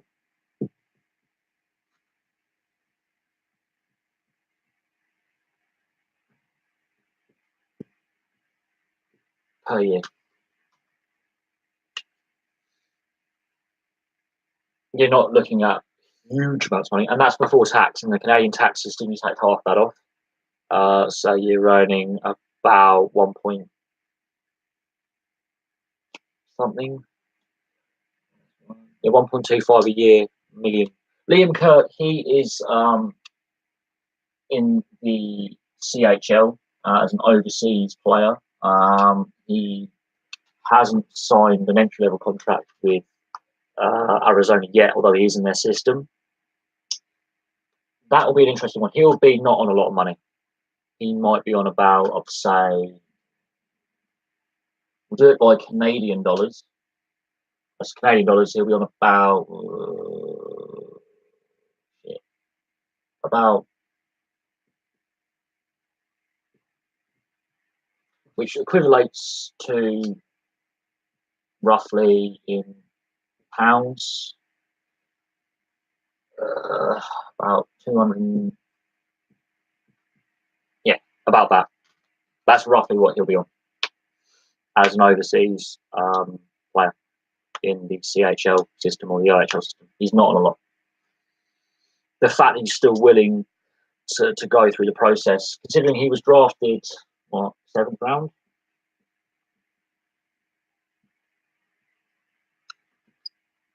Yeah, he's not getting a lot of money. The fact he's still willing to go through the process and to do it says something about the man he is. It does say about the man he is as a young man. He's very grounded, and I think a lot of kids his age will be football players in this country. He's decided to go down a very not unpopular in the sense that way, but a very unheralded route. He may get the game. He may get an odd game here or there. I think his ceiling is probably AHL or ECI or the East Coast Hockey League. That could be his ceiling. I still think he might get the odd game, and if he gets the odd game, that is an achievement to itself. But then you've got to remember, like former Sheffield teammate has gone to the Swedish Hockey League as well. So Sheffield has been a production line of young British players. I wouldn't say he's too good for the Elite Hockey League because there's a lot of ex AHL and NHL players playing here in the Elite League. I would say that we'll have to see how he develops. I think he was drafted later than he should have been. He was projected. He was projected.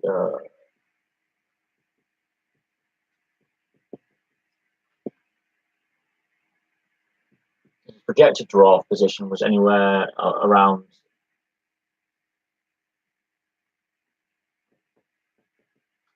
He was meant to go projected in the 3rd or 4th round, so he dropped, and that's basically a draft steal by Arizona. They worked out very quickly that he was a draft steal. He was a draft steal.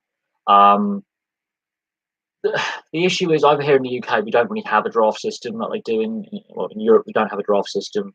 North America, their sports are primarily based upon a draft system. So it is interesting that he has gone there. Will he play a game in the NHL? He's 18 years old. He's just turned 18. Honestly, honest to God, if he plays one game, 10, 100, 1,000, it doesn't matter. If he plays a game at the NHL level, he has made it. In my eyes, he's made a dream. I wouldn't say he's too good for the Elite League because the Elite League is constantly improving, and the talent level is getting better. I think it's very rare for a late round draft pick to get to the NHL, but look at the players who were undrafted or late draft picks who've become on Hall of Famers. So it's doable. He can play in the NHL, of course. The chances of him actually making it as a regular are slim, but at the same time, the opportunity is there. He's just got to grasp it with both hands. One of the reasons why he dropped down from the 3rd round to the 7th is his size. That is one of the reasons why he dropped in the draft order and going at a later round was his size was seen to be holding him back.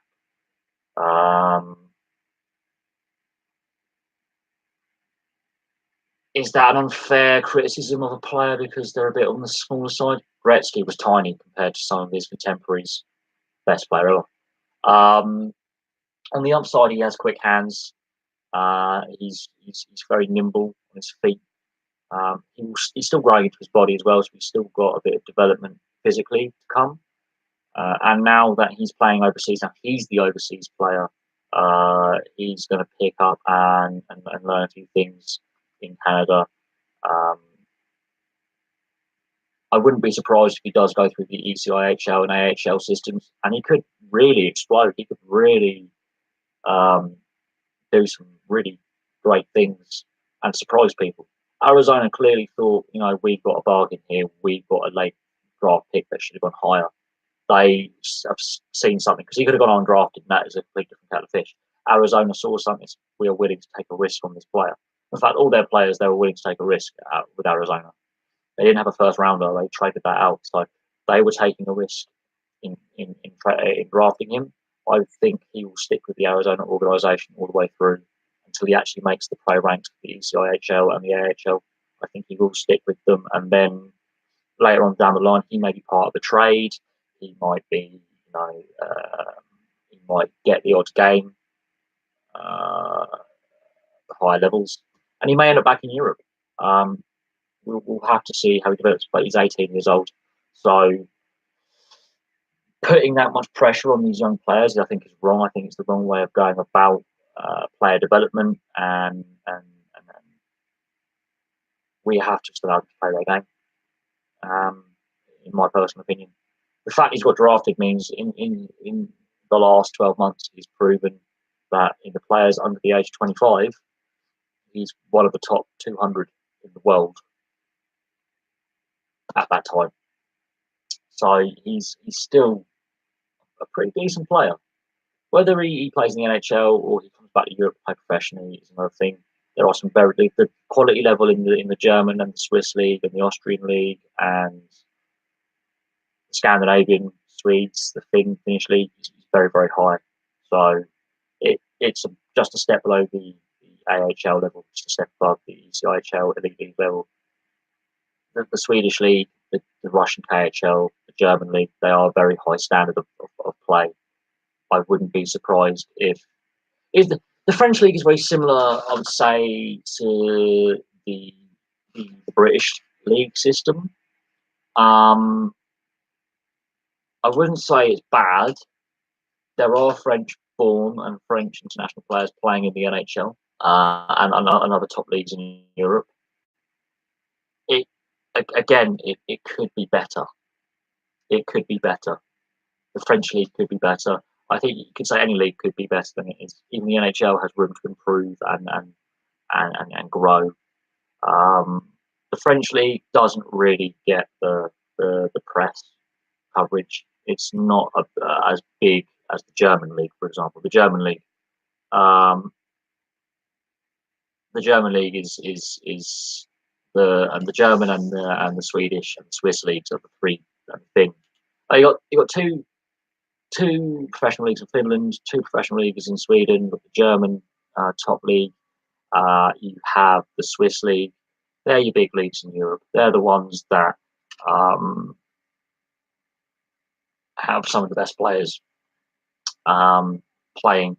I mean, the Swiss league, I think, the Swiss and the Swedish leagues are the two best leagues out there in ice hockey terms in Europe. They go in the order of the NHL, KHL, AHL, SHL, and then the Swiss National League are about the same. And then the German league, and they and the Finnish league, and they regularly produce NHL quality players. And a lot of NHL players go back to Europe, to the German league or the Finnish league or whatever league it is to wind down their careers, and then go on to coach. The German league is actually quite a big league as well. It's got 20 odd teams in it. It's quite a big league. It does have a very competitive nature to it. Man City beating Huddersfield is nothing that I wouldn't expect at this stage of the season. I think Huddersfield's battles are going to be with the teams around them. I think Wagner has a tough task to keep them in the Premier League this season. He did well last season with them. Huddersfield versus Man City. It's it's one-way traffic. Unless a miracle happens, it's going to be big. It's going to be a big scoreline. This is part of the problem with the Premier League is some of the teams just don't have the budget to compete. They get to the league and they realise, oh Christ, we're broke. Other teams just have infinite supplies of cash. Man City. This is where a salary cap in the Premier League or in football in Europe needs to happen, because it will counteract some of these one-sided scorelines, and it will counteract the dominance of certain leagues by certain clubs like a Celtic in Scotland, or Barcelona, Real Atletico Madrid in Spain, or Juventus in recent years in Italy. It will counteract the dominance of the side, and I don't know what you could put the cap at. But the NBA has proven that you can have a salary cap and a league still make money, and fans still buy in, and players still be the wealthiest players in the world. The NBA salary cap is there because it's North American sport and it's what they're used to. And they're the richest league in the world. The value of the teams. 100 million. Look, if you had 100 million salary cap, Man United are really in trouble. Really in trouble. You've got to look how much they're paying some of their key players. Sanchez takes up around 30 to 36 million a year. If you're going by 500,000 a week and timing 500,000 by 52, and then you are adding on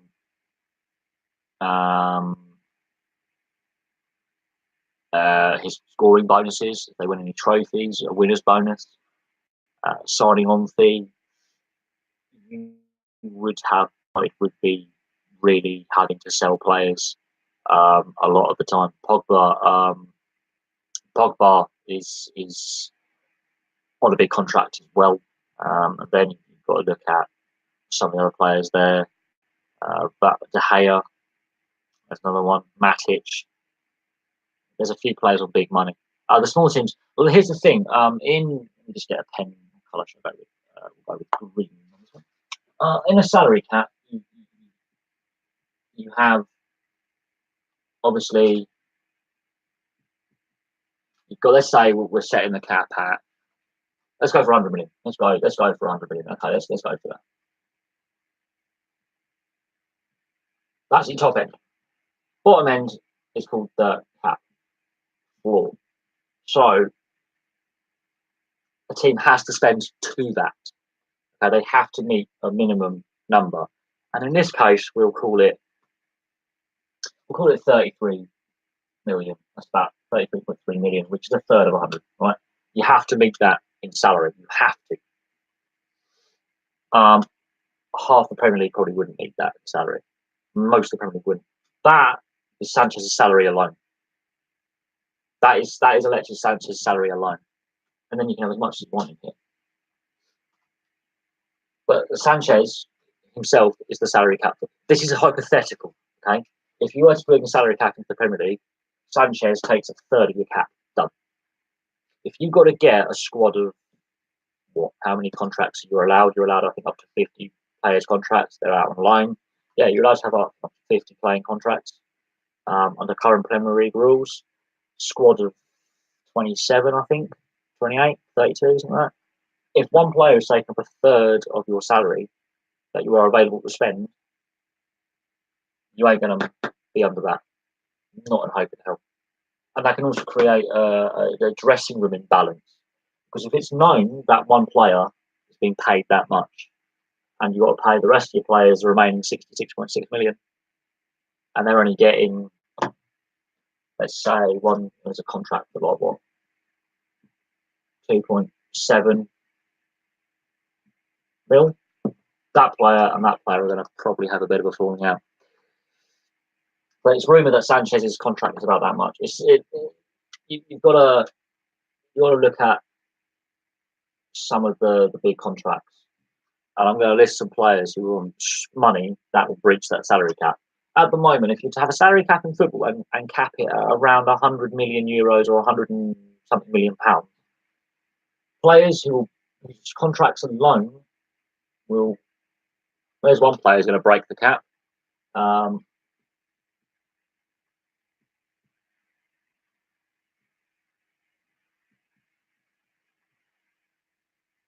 There's three players who already will put their three teams on salary cap chaos.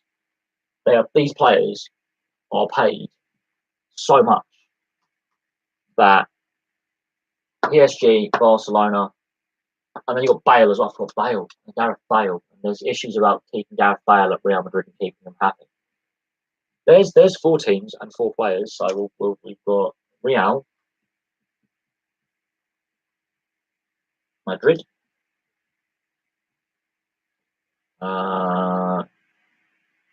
Juve, Barca, PSG. Right? If you're setting a salary cap,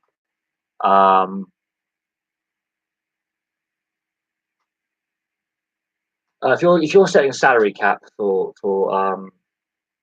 a sport, let's say football, look at these four names.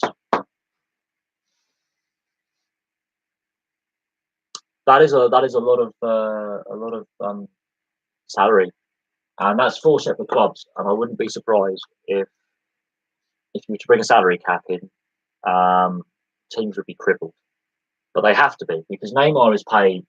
How much was his transfer worth? 250 million. Messi, how much is his contract worth at Barcelona? How much is he actually worth if the team was ever? He's never going to leave Barcelona, but Ronaldo 105 million to Juve. Bale was bought for 90 million.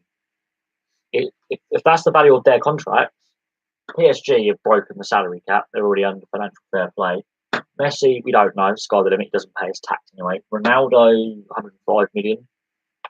That would be breaching the salary cap. Bale, that's pushing the salary cap. It is what it is. If you were to bring a salary cap in, some clubs would be buggered. And as anyone to do with iFollow, I don't I don't know. I don't use iFollow. I'm afraid. There are a lot of these social media account type things. I don't use a lot of them. I use Twitter, Facebook, and YouTube. That's it. That's my social media, and they're all mostly linked to the channel. Okay, so if you want to see how with the salary cap, NRL, okay, they've had famous salary cap breaches. Okay, you've had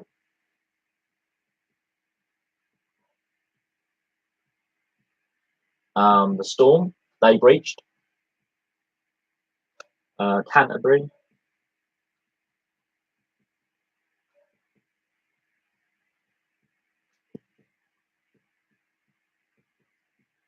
they breached, and another one, Para. Double origin. Oh, I've misspelled Parramatta. Uh,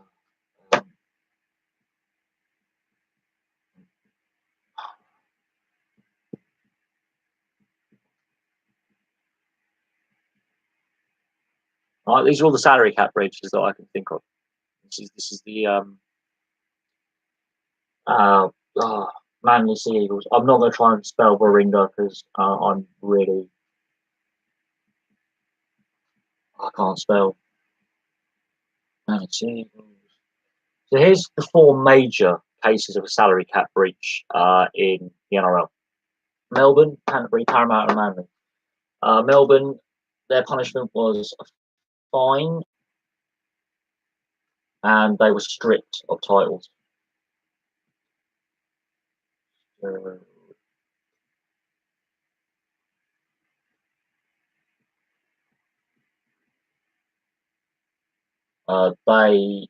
fine.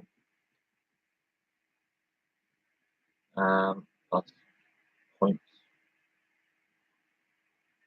Fine. Points. Well, Parramatta, points deducted. Sea Eagles, I think it's just fine they're getting. all these teams in the last 10 years, 10, 12, 15 years, have all had salary cap breaches in their league. All of them have been, well, fined, had points stripped, had titles taken away. Yeah. Here's the thing: the salary cap is regularly breached by the NRL clubs. The NRL hasn't got on top of the salary cap and enforcing it. Teams will find ways around.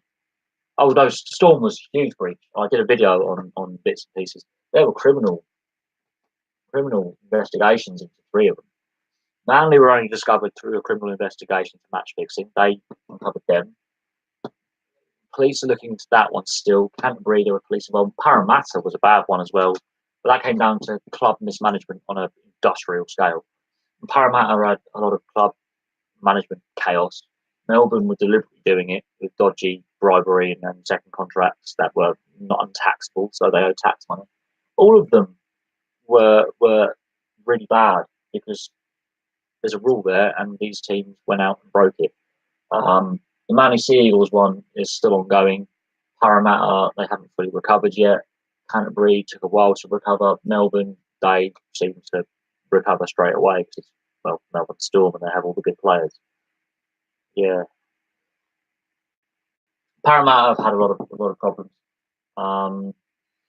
But there's every season there's minor breaches. The salary cap in Australia is known as a soft cap. The issue with the salary cap in the NRL is it's designed with a draft system in mind, but there is no draft system. Yeah, so they bodged a salary cap together, and it is effective when teams are caught, but teams are regularly abusing the salary cap and the loopholes within the salary cap that are currently there. That you know, and it's regularly being abused, regularly, and that's there's a rule there for a purpose. It makes the sport look amateur, and it makes the clubs look worse than they actually are. But at the same time, rugby league salaries are a hell of a lot less than other sports. What social media do I have? I have Twitter. Let me get my Twitter hashtag. I have my Twitter, which is, I think, oh shit, what's my Twitter? um, I think my Twitter is linked to my YouTube, so I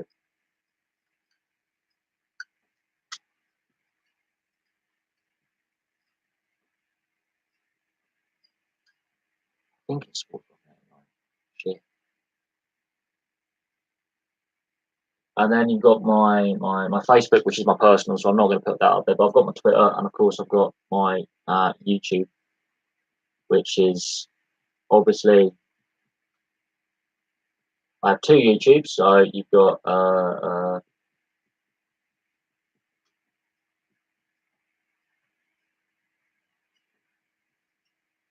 my main YouTube channel, which is this one, and then you've also got the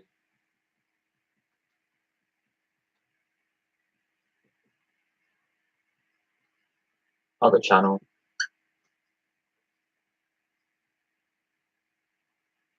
There you go. There's my 2 YouTubes, and there's my Twitter. So yeah, feel free to follow the other channel, and feel free to follow my Twitter. I'm not putting my Facebook up. My Facebook is my personal stuff. I do try and keep my YouTube and my Facebook separate. What do I do? Oh, it's in the title. I cover history, and I will do, let's say, film reviews, and we'll look at historical things and social history and political history and things like that. It's just a hobby channel, really. It's just to keep in mind going. That's more my research stuff, where I research a lot of historical things and we look at moments in history and even history and stuff like that. But yeah, it is what it is. I have two channels. I thought the second channel would be a good little distraction from the main channel as well.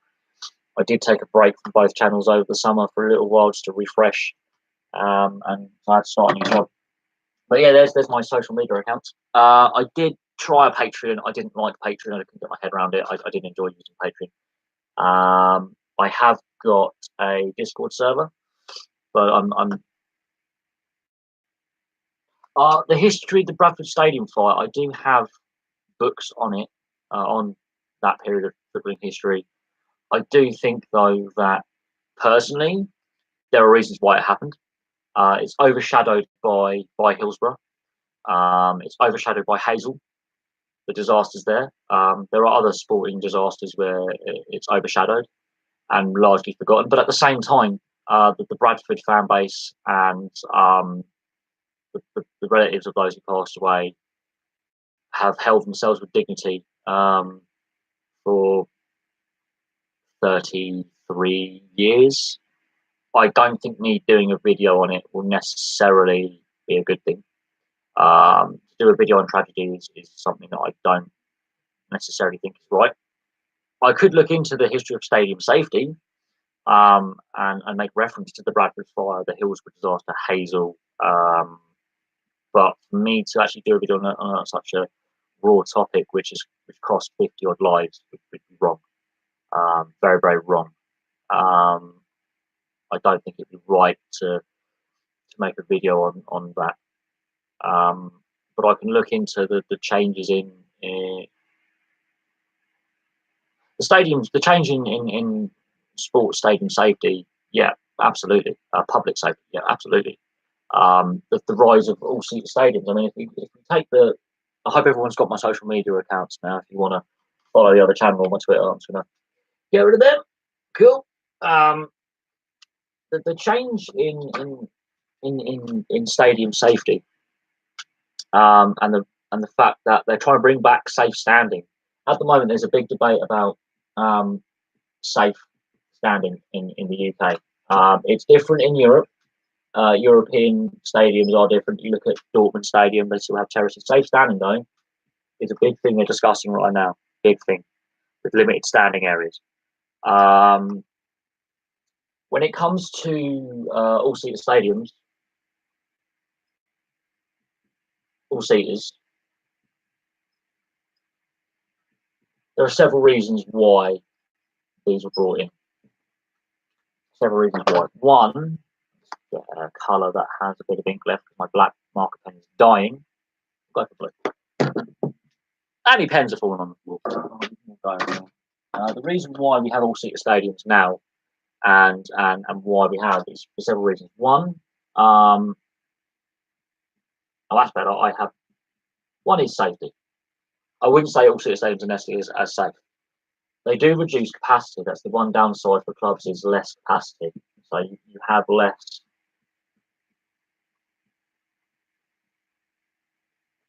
capacity. So it is actually more expensive to go out of a game now.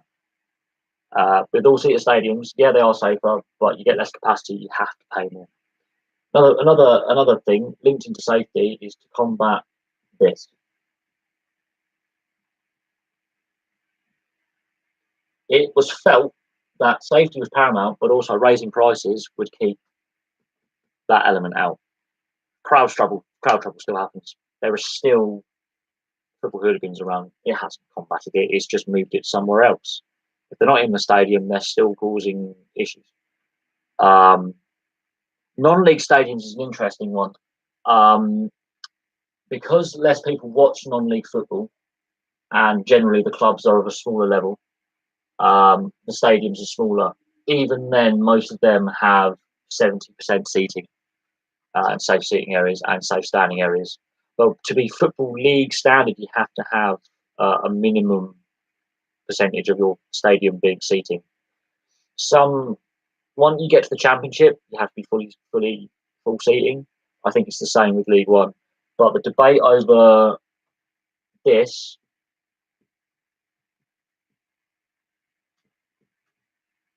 is coming back to the fore.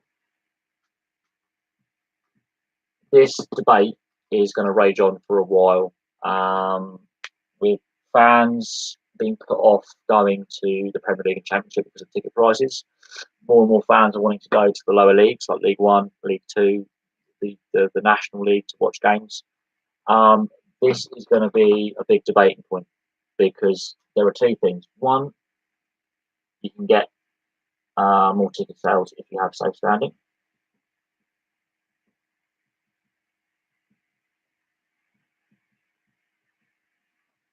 You can, higher capacity. And clubs at the moment, a lot of clubs are struggling, I'm looking at higher revenues actually. And a lot of lower league clubs are struggling for cash. They are. I wouldn't say you can never stop hooligans. I'm just really surprised that it's mostly football. It's mostly football that has an issue, and rugby league to a point. Other sports don't have an issue with the hooligan element. It's mostly football, occasionally rugby league, and at a push, ice hockey have the idiot, and some of the more physical sports. But the big issue with it is the availability of this in stadiums. Some arenas don't sell alcohol, but in the UK, the availability of I don't know. I think an atmosphere is what makes it fun. Having your head kicked in every Saturday, not fun. Trust me, as someone who used to be involved in a few punch-ups, my hand is mangled. I mean, my fingers, look at that. Fighting is, after a while, it's not fun. Here's the thing, atmosphere is important, I understand that. But alcohol, and another big thing at the moment, there's a big issue with some cities in the UK having that alcohol, drugs, and then you add in gang culture. That's basically what it is. And for some reason, football has this culture in it, and it's not as bad as it used to be.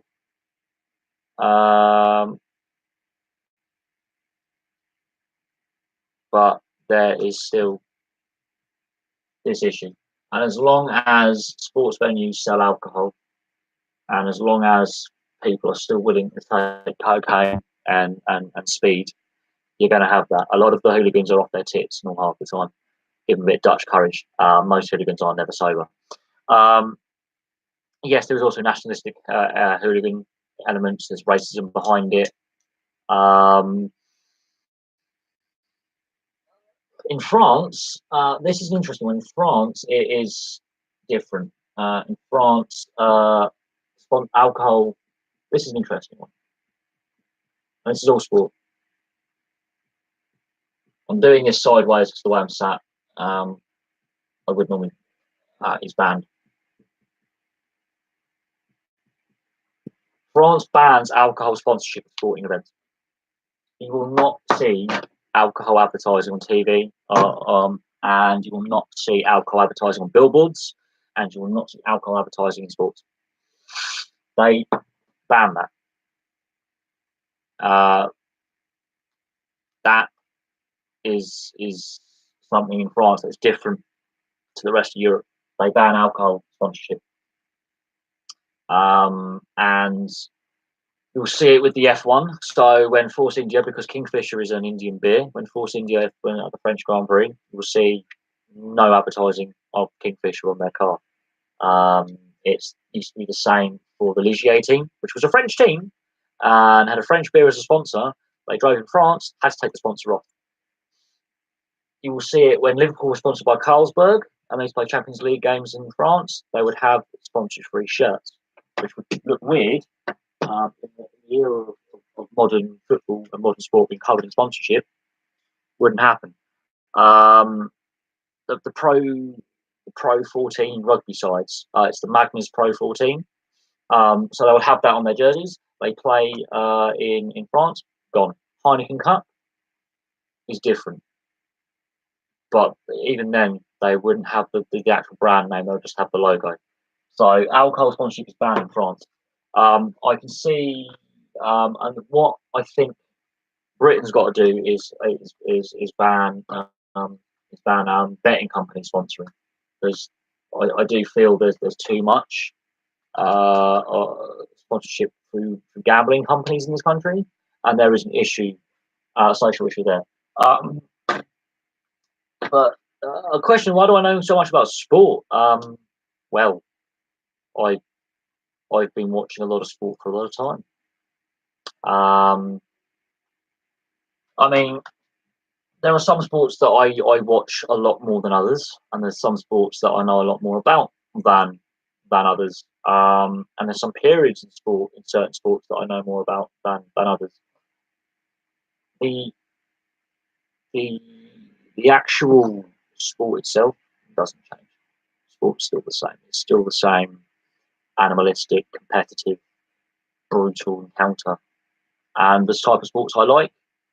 When I've done a video on them, I've done a video on my favourite sports. I'm going to choose purple for this. Oh, bloody pens. So many bloody coloured pens. My favourite sports are in this order.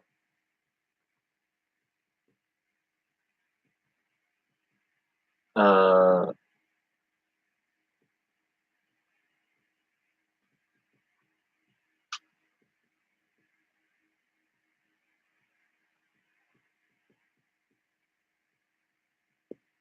there's my top three. That's my top three favourite sports. Um, there's a big gap, and then motorsport is here. I count these two almost as one, because they're just the two codes. Motorsport comes in by itself, and then cricket has dropped. Cricket has dropped a lot. Cricket was up here, and it's just plummeted like that. Football was down here. Football was well down the list. Cricket was higher up. The last 13 years has seen it go rapidly down. The reasons why is these sports have less controversy in them. They're better run. The players seem to show more respect for the fan base. The teams show more respect for the fan base. Players more open. Cricket is dropped because of the TV rights issues, the match fixing scandals. Some of the players and what Ben Stokes has gone and done hasn't helped the image of cricket. Football has been struggling for years, in my opinion. And I've had this debate about the position of football on the list. But the World Cup is helping it, so it's slowly going to go back up. But it's been down on my list for quite some time. But yeah, my favourite sports. There you go. I prefer union over league, because rugby league does have more issues than rugby union in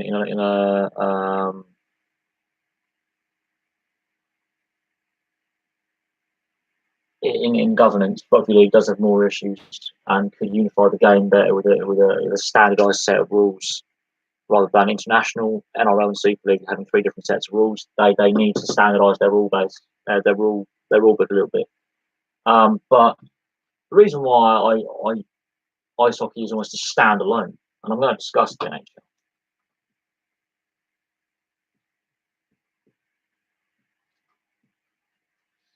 The NHL on itself,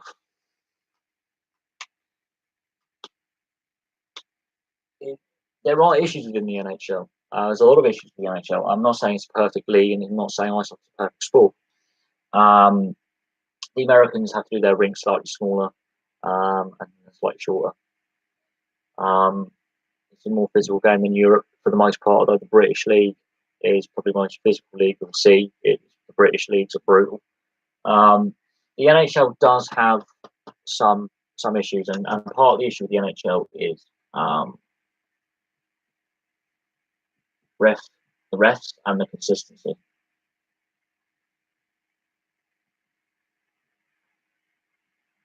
They need to improve that. They need to sort out what isn't.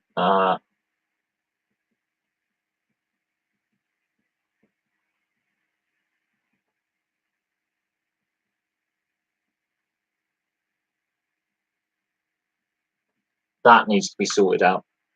They also need to look at and accept that CTE is a thing.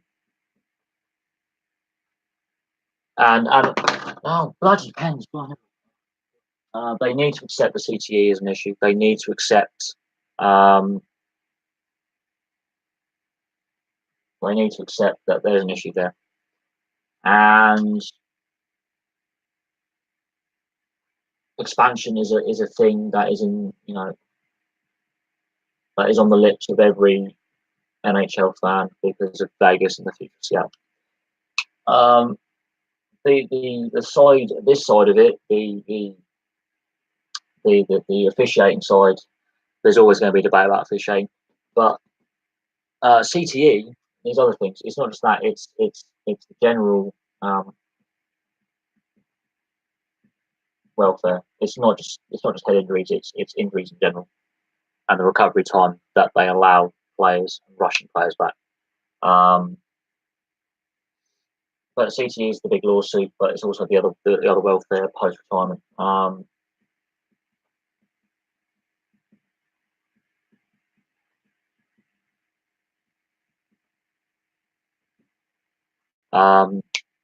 These are the main issues. Expansion is it right? Are they expanding in the right locations? Will they relocate teams?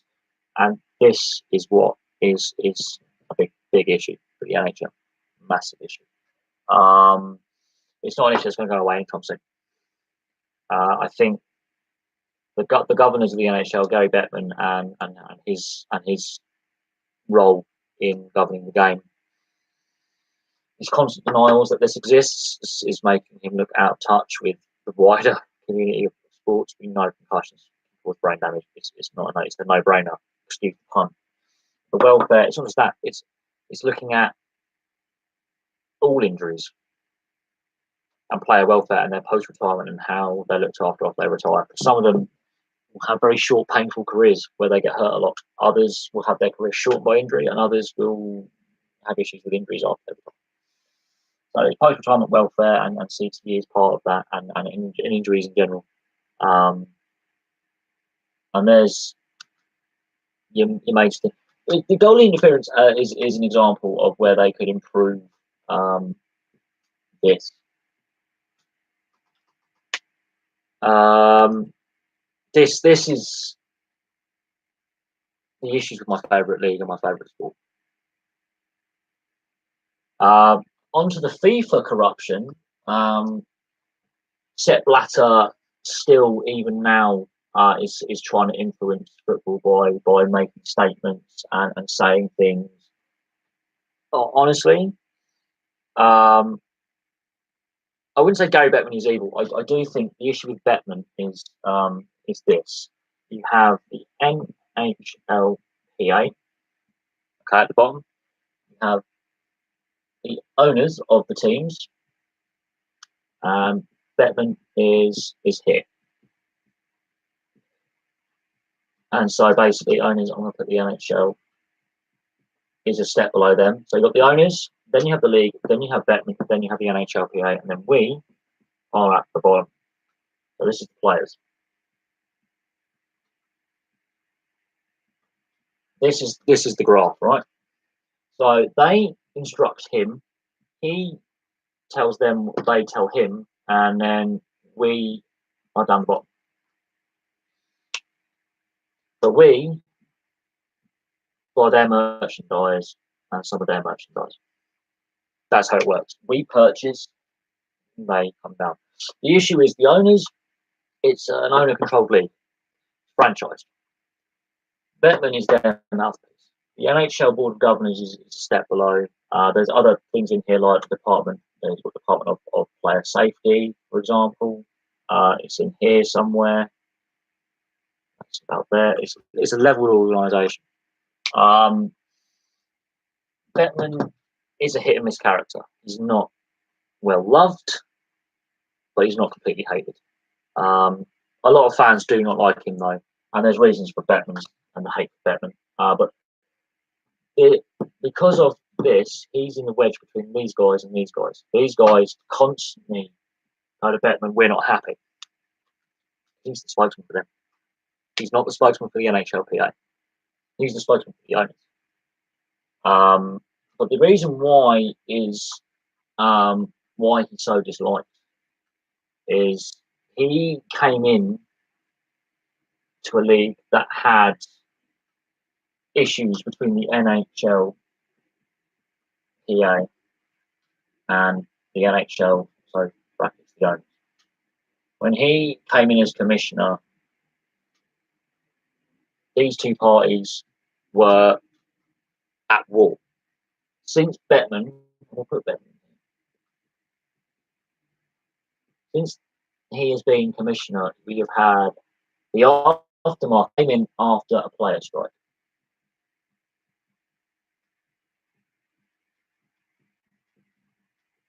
There was a player strike just before he became commissioner. We've had lockout in night school. We've had a lockout. Can't spell. I can't spell. I can't spell. I can't spell. We've had a lockout 04 to 05. And we've had another lockout shortened season in 2013. So basically, every decade, once a decade, we have these guys not getting along, and this happening.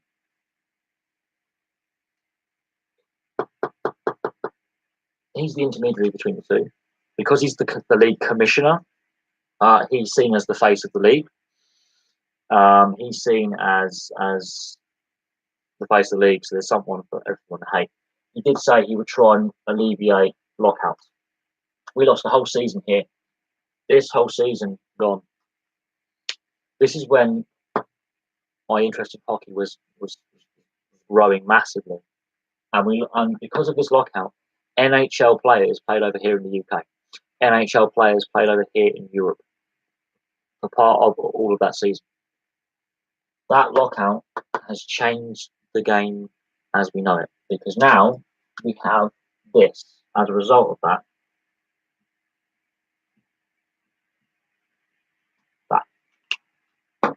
Another reason why he's disliked by so many fans is for several reasons.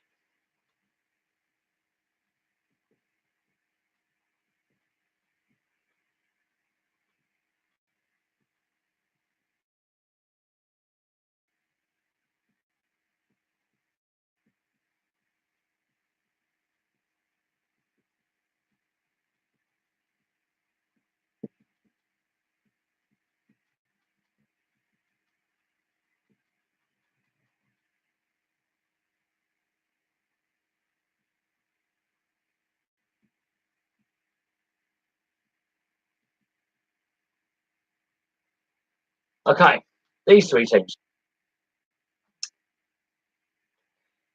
all of them, oh God, all of these three teams were originally from the WHA, the World Hockey Association, the rival league to the NHL, which the NHL basically absorbed the remainder of. The relocation of these three teams has left many hockey fans in Canada and in the US unhappy.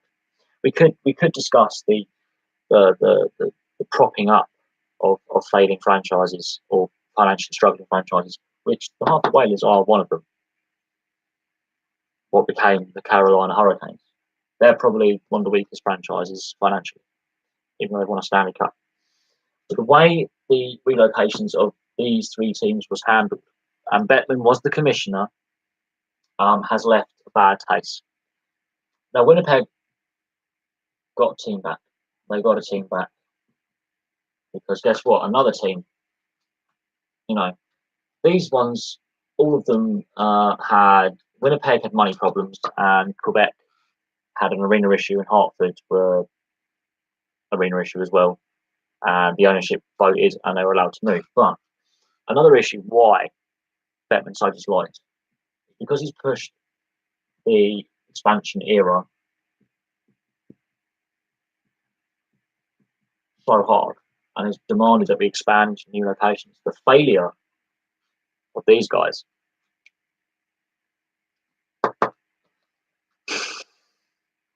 is a stain on the league.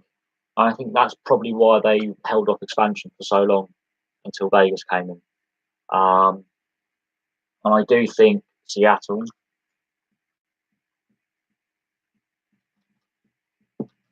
will be the last franchise to join the league. I think the league will stay at 32 teams. I can't see it going bigger than that. I think 32 teams is the limit, partly because of this team's failure and catastrophic failure. They're the only expansion team that Bettman has brought in that has failed. All the others have stayed in the locations they are in or relocated and have stayed at expansion or relocation. This team's failure sums up why forcing. I mean, it was badly run. It was the wrong owners. It was the right location, wrong owners, and they've damaged the Atlanta market. Whereby they've been there twice now, they've failed there twice. They will not go back a third time. A lot of people in Atlanta were like, "Well, why are we getting screwed over because of bad management of the team?" And the NHL accepting the offer of the ownership, which was Ted Turner originally. Oh, yeah, it's this guy who also had ruined WCW. Ted Turner. I've misspelled his name. Ted Turner. No, it's Ted Turner. Ted Turner was the first owner of the Thrashers. He also used to own WCW. We know what happened to WCW. He also used to own AOL and Time Warner.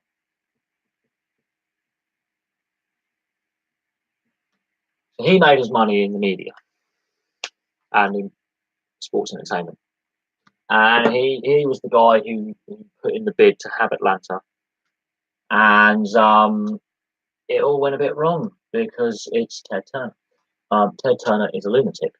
Ted Turner is one of those meddling owners, a very hands-on owner, much like Eugene Melnick. And the issue is this team failed not because the team wasn't great on the ice anyway. It failed because of poor ownership. Fans were willing to watch games. Fans were willing to watch. Atlanta is a massive sports market. It's a fast-growing city. It failed not because it was in the wrong location, it was the wrong ownership. And the fact that then Ted Turner sells it on to someone else's company, or even worse, chronic mismanagement behind the scenes is what led this team to be emergency moved and became the new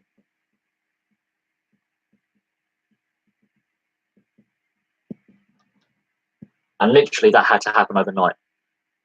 Them going from that to that happened in the space of a few days, literally in 2011. 2011 comes along and draft, and they haven't got a logo ready for the Winnipeg Jets. It's why we've got such a boring logo now.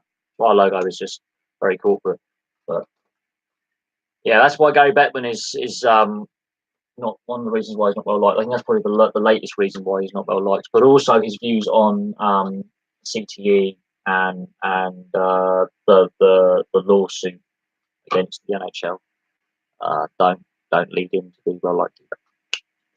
Right, I'm gonna leave that there. I've got some videos to prepare, so I've got some videos to prepare and record and put up on the channel. But thank you very much for all the questions. There's been some really good questions. There's had a good discussion. We've discussed a lot of really interesting points. We've been going for 2.5 hours, which is pretty good for a live stream on this channel. But I've got to prepare some other videos now. I've got to prep 3 videos and get them ready. And so bear with me. Thank you very much for being involved today. I really appreciate it. Thank you very much for watching. If you're new to the channel, check out all my playlists. There's plenty of playlists with plenty of sport content, and we'll have some more videos for you soon. Thank you very much, and goodbye for now.